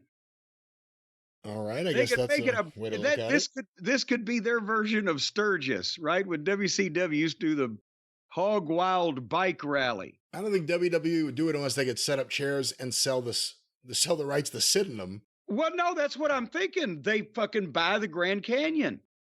All right. And they start having their events there where they could hang people on the side of the canyon, get some Sherpas to come in there and fucking navigate the people all. It'll be visually stunning. Anyway, were you finished talking about Drew and Seth and Punk? I don't even know if I said anything yet. Did you say anything? Would you like to say something? You know, the thing at the end, everything at the end, all the things at the end were so hot that it almost made you forget about the referee thing. I keep going with the referee thing. Yeah. The 3 count that wasn't. Yes. At least it happened right after that, so it took their mind off of it completely. They didn't have time to get confused. Too bad. You know, the stuff with the bloodline is so intriguing, but to me, feud of the year, the feud I'm most into is CM Punk and Drew McIntyre. And both guys have been so good in this. I don't know if you saw any of the stuff after the show, where McIntyre went nuts on the post show. I did. I'm sure we'll catch up with him. And Adam Pearce got physical. And now he's been suspended in kayfabe because of his behavior. So we'll probably see clips on Raw before we're recording right now. Raw is after we are recording. We rephrase that. And then Punk was at the press conference. Wait a minute. What day is this?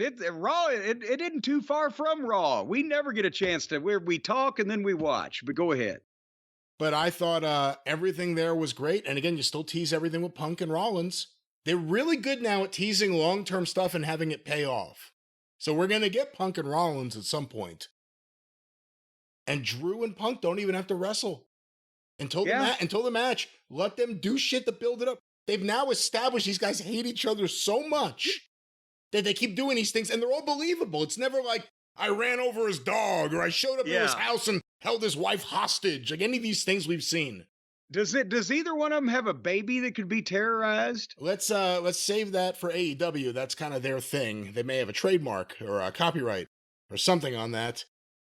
But great finish to a good match that completely, if this thing hadn't happened right away, the 3 count thing could have really poisoned everything. It was about to go south because it hadn't been that far north to begin with, Yeah. but they got through with it. And Punk and McIntyre, though, right? Feud of the year. What feud has been better than that? And because it's two individuals. With the bloodline thing, it's an ongoing deal. You spread the credit around, a lot of baby faces. This is two guys focused on each other. And McIntyre, he's been just a revelation. Is this, like you said, he has legitimate reason to be pissed off, but you still don't like him because of everything he's doing. It's the way he reacts to it. Yeah. That, it determines whether you like him or not. This is perfect. But then, Brian, we went from the sublime again to the ridiculous. Or as Corey Macklin would say, as ridiculous. I mentioned that because of the streaming on the cock, I couldn't figure out how to fast forward this shit I couldn't figure out how at all on this television, much less with any accuracy. And the picture was so shit, so I didn't want to monkey with it too bad. It might turn into a kinescope next. So I just let the thing play out in real time. And so it was on the screen. I was listening to it as the next match came up was the Women's Money in the Bank ladder match. And surprise, surprise, ladies and gentlemen, this is not something that I was in favor of. And see some of my comments about the men's ladder Money in the Bank match, 6-way extravaganza. It's not, they have gotten completely away from the point of a wrestling match to the extent that the thing that these things have to do with wrestling is they're held in a wrestling ring and wrestlers are performing them. And I want to say at the outset, I understand what the young ladies are trying to do. They know that they're now more than ever in this company where they can have the potential to make untold amounts of money, but they're also deep, they have a deep talent roster with all these superstars, and the guys are, main event fucking level up and down on these premium live events, and they've got to do something to stand out and try to get over. And many of them are inexperienced in terms of being on the main roster and blah, blah, blah. So they're trying to get by. Oh, watch what I can do, Ma. And that's generally when the kid winds up taking a trip to the emergency room. Watch this, Ma. But they're trying to get over. I don't blame them. They're being allowed to do it. They're being booked in something like this, and then it's being tolerated. But it's good, not good for it's good for the fans that want to watch people do stunts. And maybe sometime they should do a championship ladder stunting on pay-per-view, and you could have male and female division and just let everybody do stunts off of ladders and don't even worry about ringing the bell and starting a match or what. Just watch this shit. And that would be, but it's not good for the business because you not only have the bumps in this match were so ridiculous that humans shouldn't live, much less 150 or 130 pound girls or whatever the weight of the girls were. And because they were trying to outdo the guys. But it's bad for the business, and it's also bad for them because somebody is going to break their fucking neck or their back. And it's not necessary. The people were like, wow, bang, kapow, zowie right there. But in 6 months or 3 months or 6 weeks, when they've watched another fucking 40 hours of television and 2 or 3 more pay-per-views with people taking bumps off of shit, what the fuck? They're going to have the effect of this when they're 35, 40, 45, whatever. If somebody doesn't get carted out now, and I guarantee you, Brian, if I'm lying, I'm flying, and my feet ain't left the ground, somebody, male or female, could take one of these goddamn suplexes off the ladder onto another ladder and paralyze themselves. And if it didn't look like a cool bump visually, people would not even really pop on it because they've seen so many. It's numbed people, the people in the stands, that this shit actually hurts and is very, very high risk because the furniture can't work with you. And they think because everybody does it and lives and gets up and walks away and does more of it, that it's all just bullshit. But no, so they numb people to just seeing this and think, okay, there's a trick to it. Well, there's a trick to Evel Knievel jumping the fucking fountain at Caesar's Palace, but the trick didn't work right.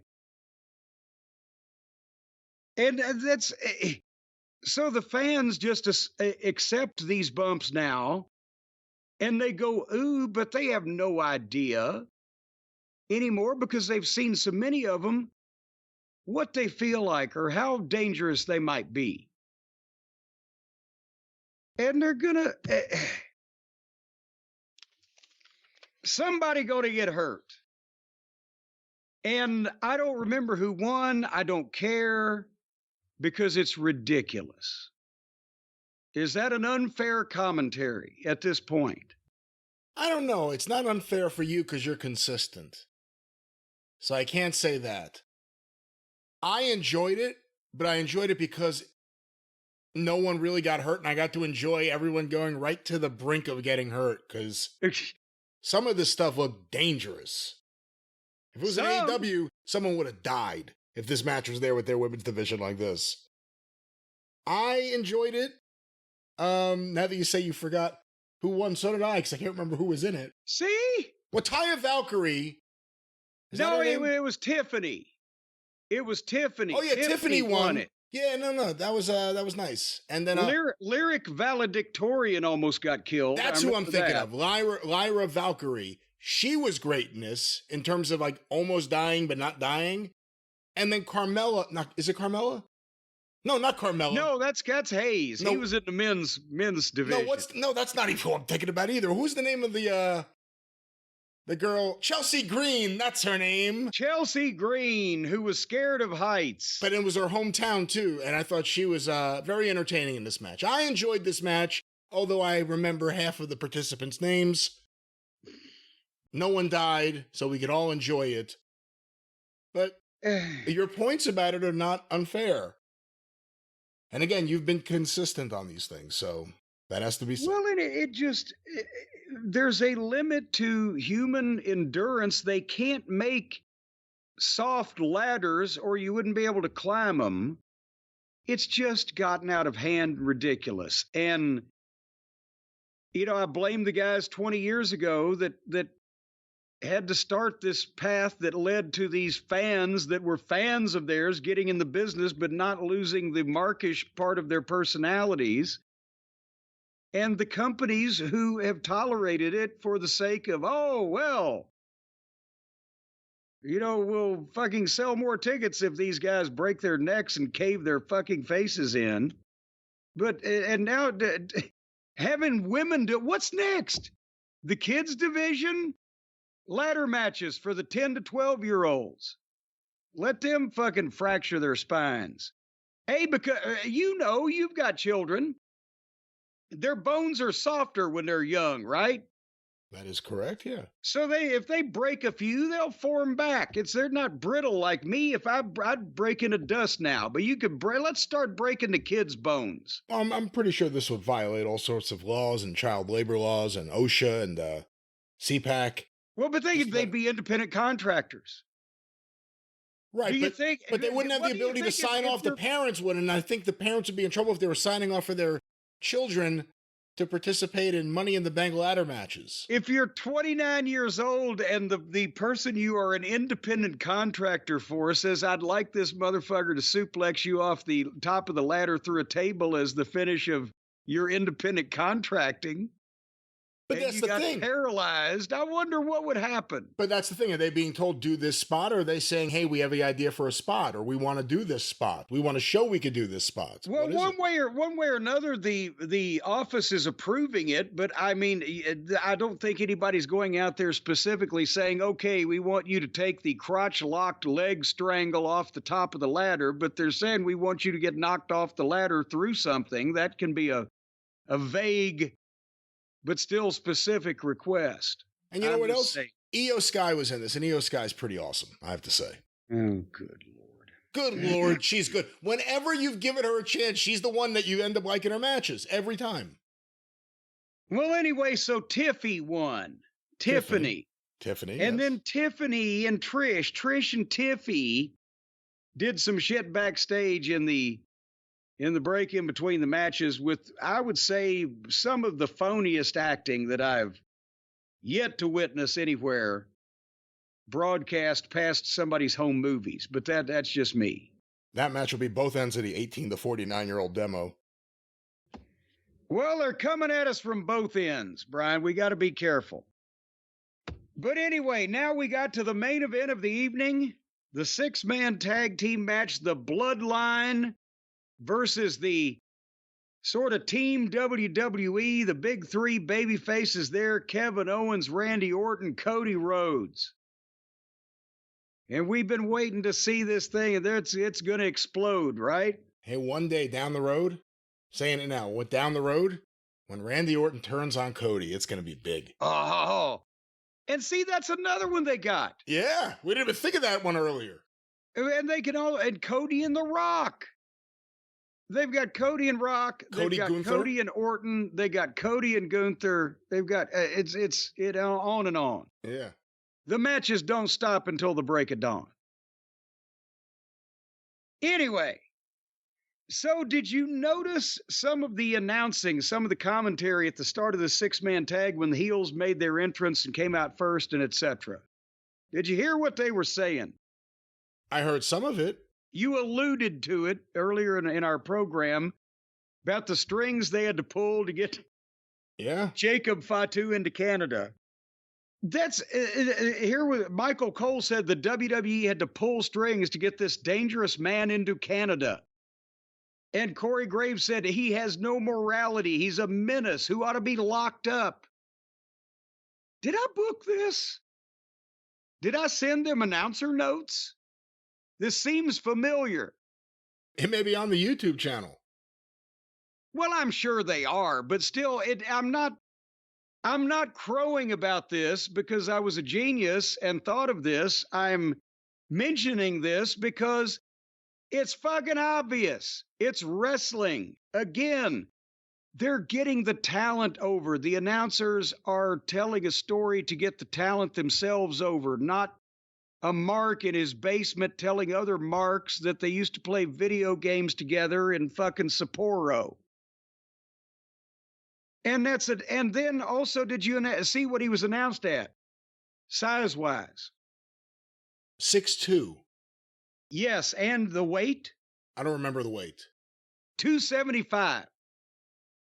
Now, the problem is when he was in with Randy Orton, if you really paid too much close attention, which a lot of people don't, then that means Orton was like 6'6" and fucking 310. But remember I told you, Jacob, he plays bigger than he is. He seems bigger. You can say, I've stood next to him. I bet you he's 5'10". But he seems like he's 6 feet tall.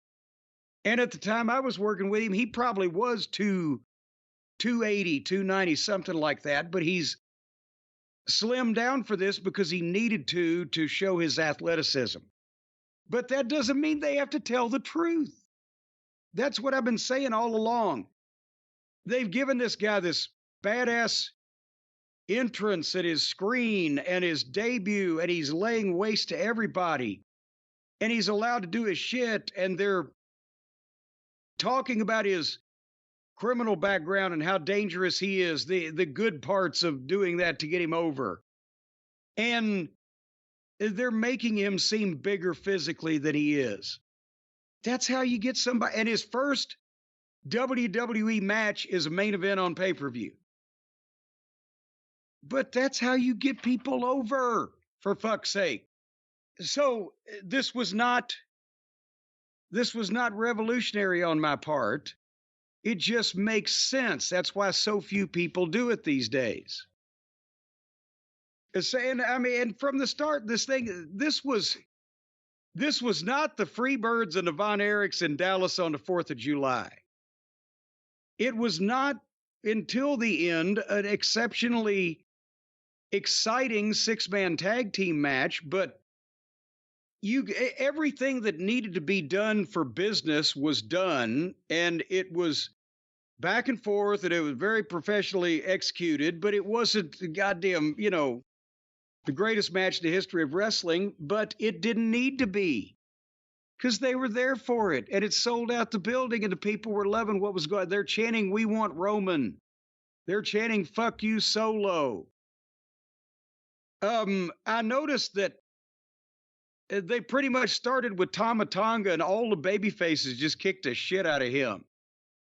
Because they can't kick the shit out of Solo, he's the Heat, and they can't kick the shit out of Jacob because he's the Enforcer. And apparently they don't want Tonga Loa in the fucking ring. Yeah, we'll get to that. Ooh. So it looks like Tama Tonga is designated kick the shit out of guy. But then they did and Jacob didn't do everything in his repertoire. There's still a bunch more to go, and that's great. But against Randy Orton, Orton gives him that draping DDT and gets up and starts to turn around for the fucking setup for the RKO, and Jacob pops up and doesn't sell it, and fucking Samoan drops him and super kicks him. That's again, that's all you need to do from a guy Orton's stature. No sell one of his moves and fucking drop him. He didn't have to fucking then take him out, put him through a table. Gets the point across. And Corey Graves had a great line. He's about Jacob Fatu. He said a criminal record was almost a job requirement in ECW, and Paul Heyman is scared of Jacob Fatu. And so, then they got a lot of heat on Owens. I think maybe too much. The crowd got, I think, a bit testy with seeing so much of it. He fired up to keep them going. But, that was the thing, is that I think besides using too many headbutts, Jacob Fatu was great. They've got Solo positioned as the guy that's got all the heat because he's the usurper of Roman Reigns' reign, to make a little pun there. And Tama is the fall guy in this thing, probably. Well, Tonga Loa eventually. And they didn't need to do much. They kept it moving. Cody did, all of his shit. And finally, Cody backdropped Jacob Fatu over the rail into the goddamn orchestra pit. But then Solo speared Cody, got a 2 count. And that's when they wiped out the referee. And Cody hit the crossroads, but there was no referee. So then Owen splashes Solo off the top rope. And Orton hits an RKO on Solo, but there's no referee. So Cody clears the desk off, and they go to powerbomb him, and that's when Jacob saves it. And Owens manages to splash Jacob through the table, which sidelines him for a minute. Owens goes to pile drive Tama in the middle of the ring, and that's where Tonga Loa came from behind to interfere, and on a stationary target with an ass as wide as Owens is, he missed his nuts. He hit him, but he didn't hit him. He did the between the legs arm motion, but he didn't actually hit him, and Owens never knew he was there, and he started picking the guy up for the deal, and he had to hit him again. And it's like, And then Orton came out with 2 RKOs, but Solo spiked Orton, and Cody hit Solo with 2 of the crossroadses, but Jacob ran up to the top rope and flipped off and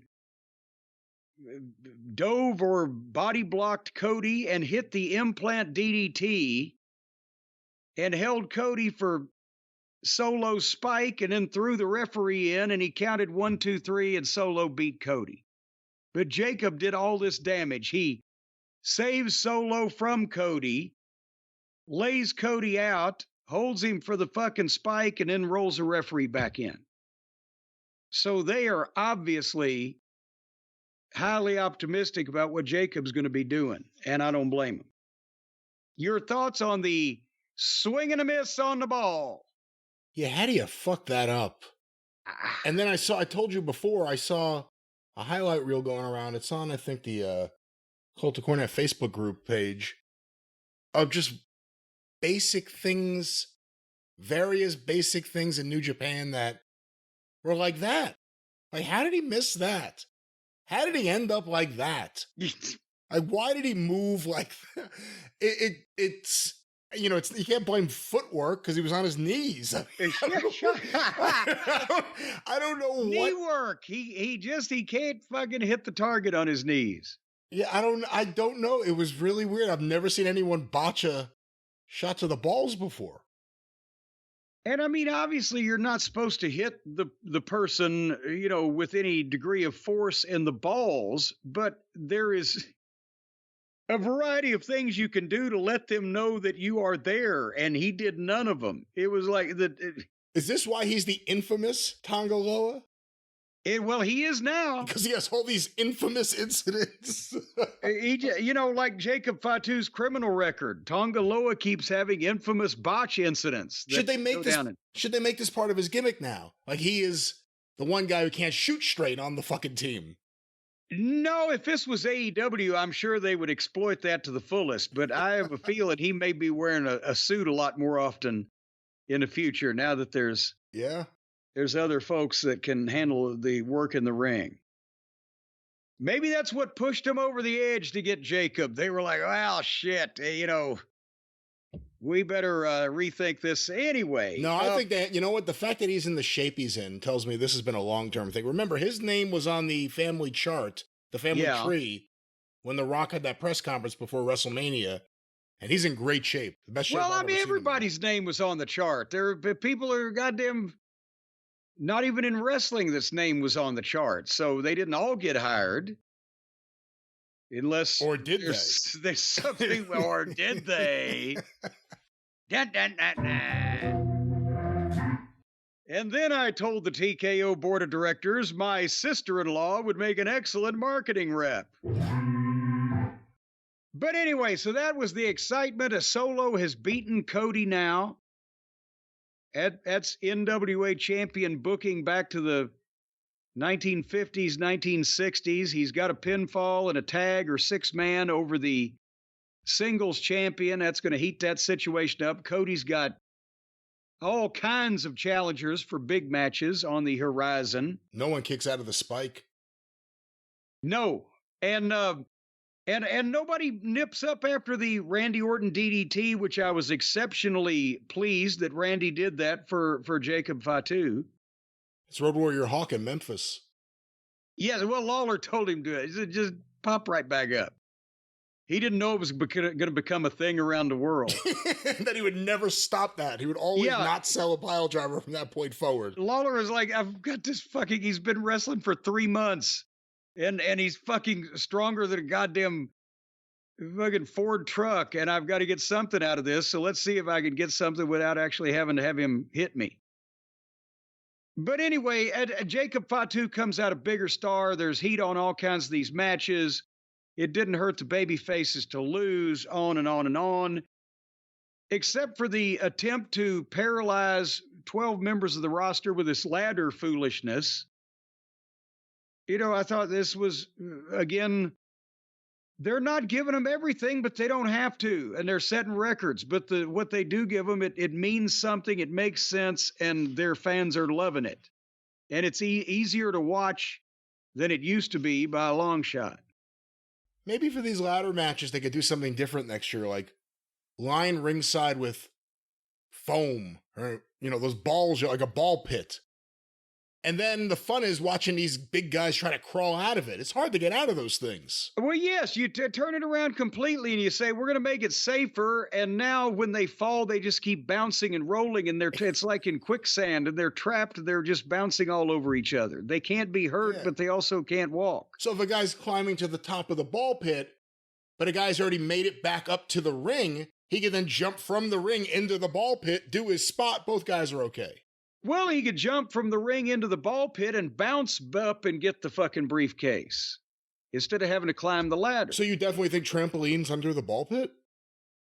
Well, I think you almost have to, don't you? I don't know, because then you create a situation, too, where once someone hits the ball pit, instead of just sinking, the balls could just start bouncing all over the arena.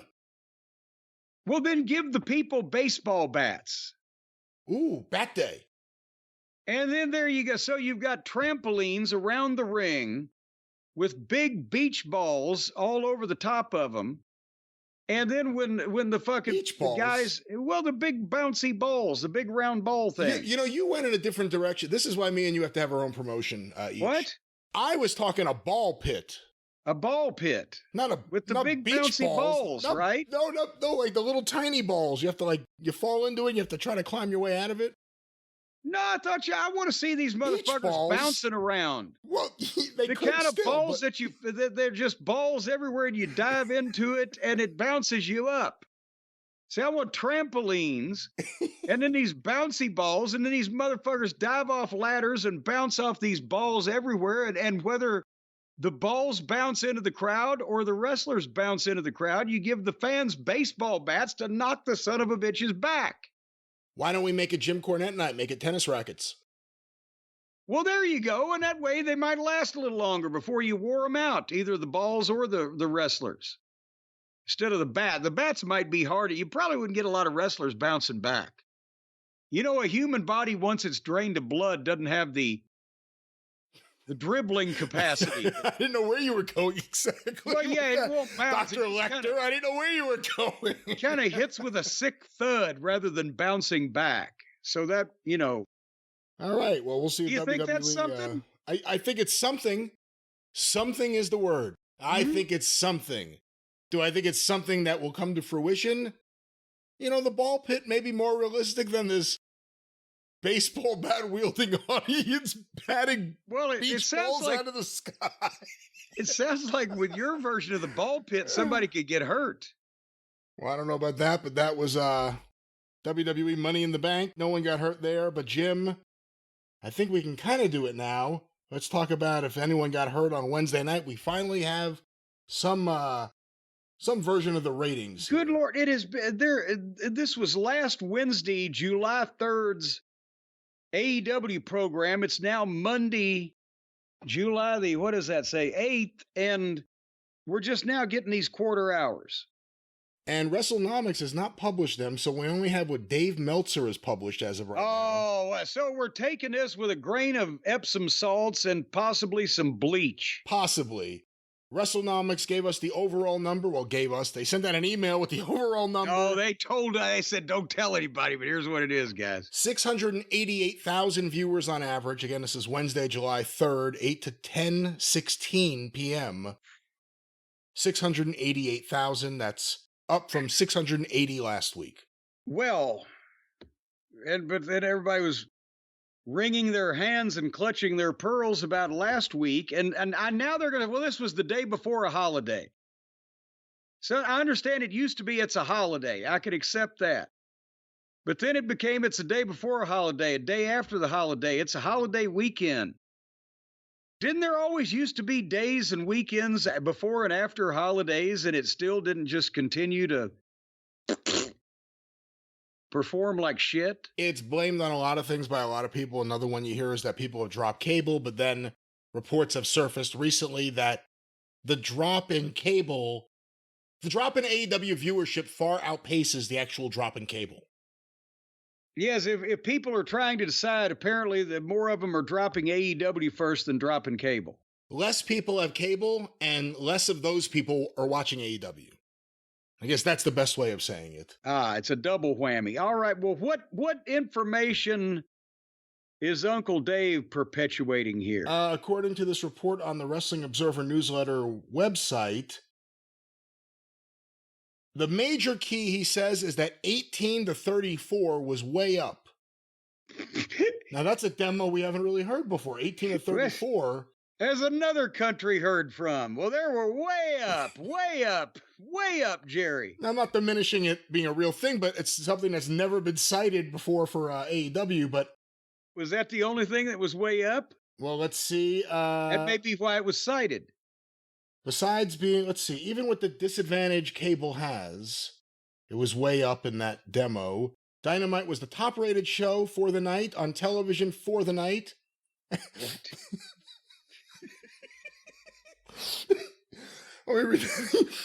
Dynamite was... read it verbatim now. We don't want to take anything out of context or misquote Uncle Dave. Read it like he wrote it. Dynamite was the top-rated show for the night on television for the night. NTBS, for primetime as a whole, was the highest-rated station for the night.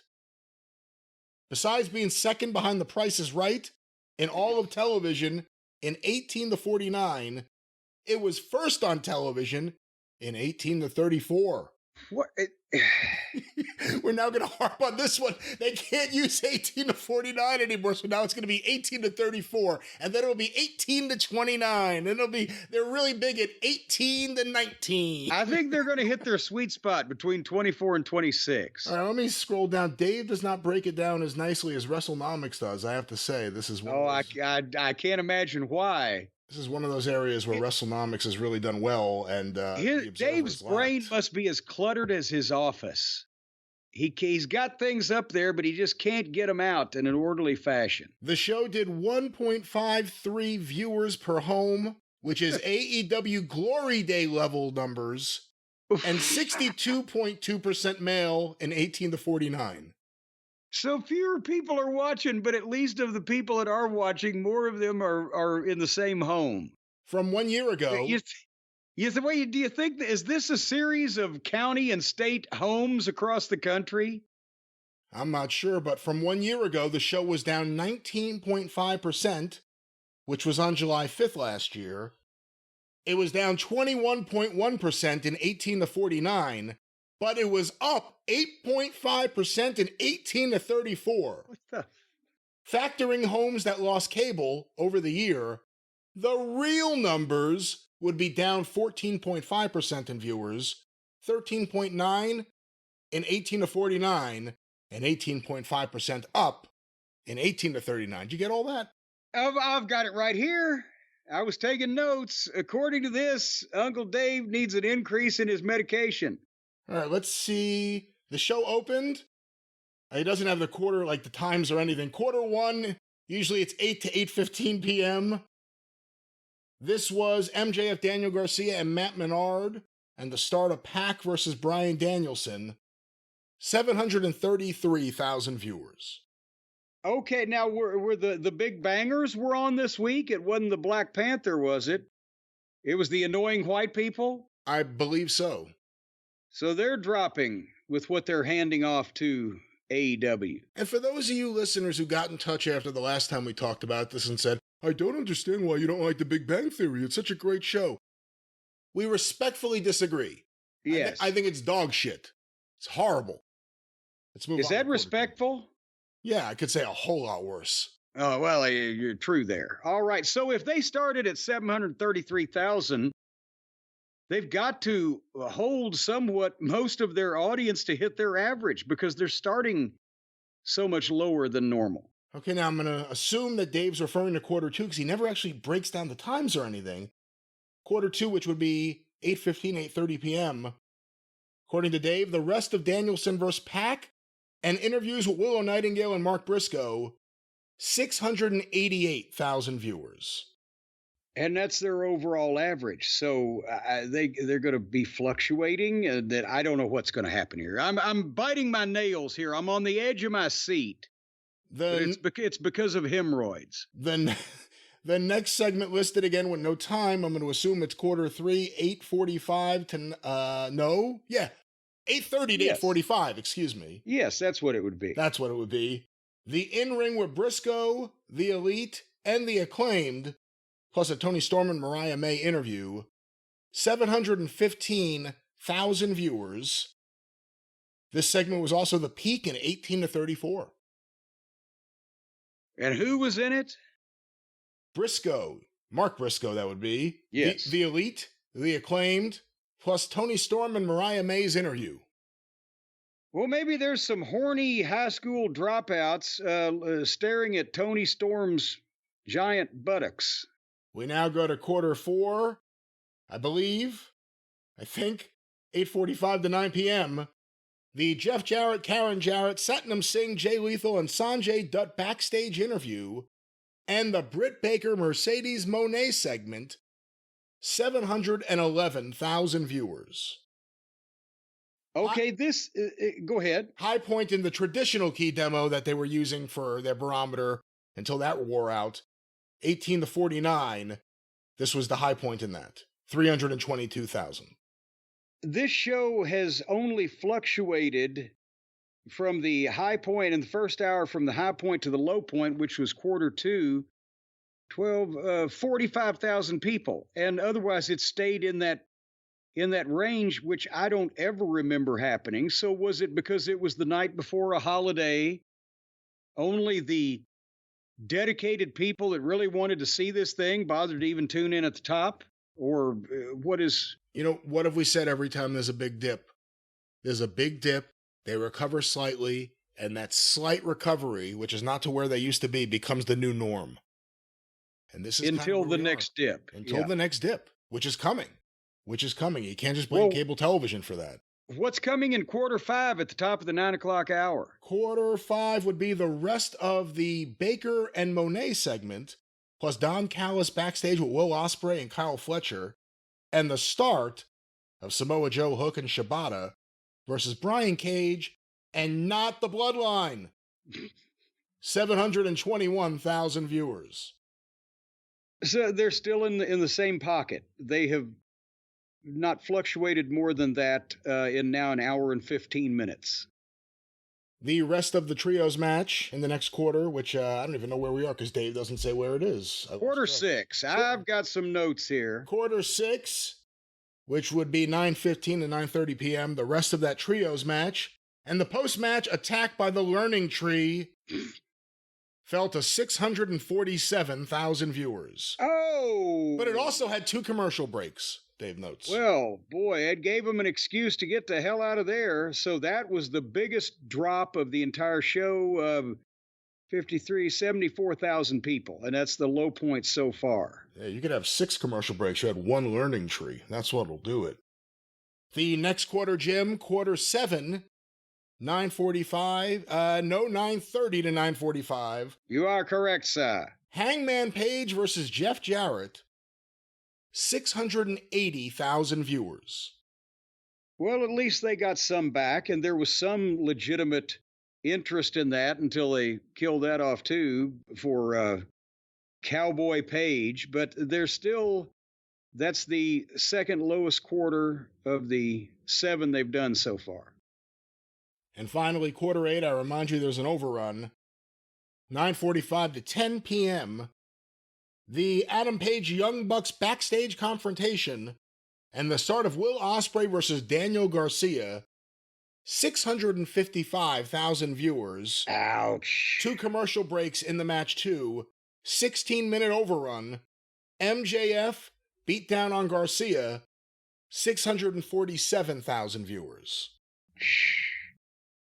And remember we said when on the drive-through, when we didn't have these numbers, that it would depend on whether people stuck around to see what MJF was going to do, because who gives a shit about Daniel Garcia and Will Ostrich after 2 hours of this program? And it was a great deal, but it was the lowest viewership almost, except for Seg 6 of the whole. No, it was equal to Seg 6. It was the lowest viewership by the time they got to it. I think for the sake of the biggest audience seeing it, they should have done it in the first 30 or 45 minutes instead of, Because let's face it, MJF is not Merlin the magician.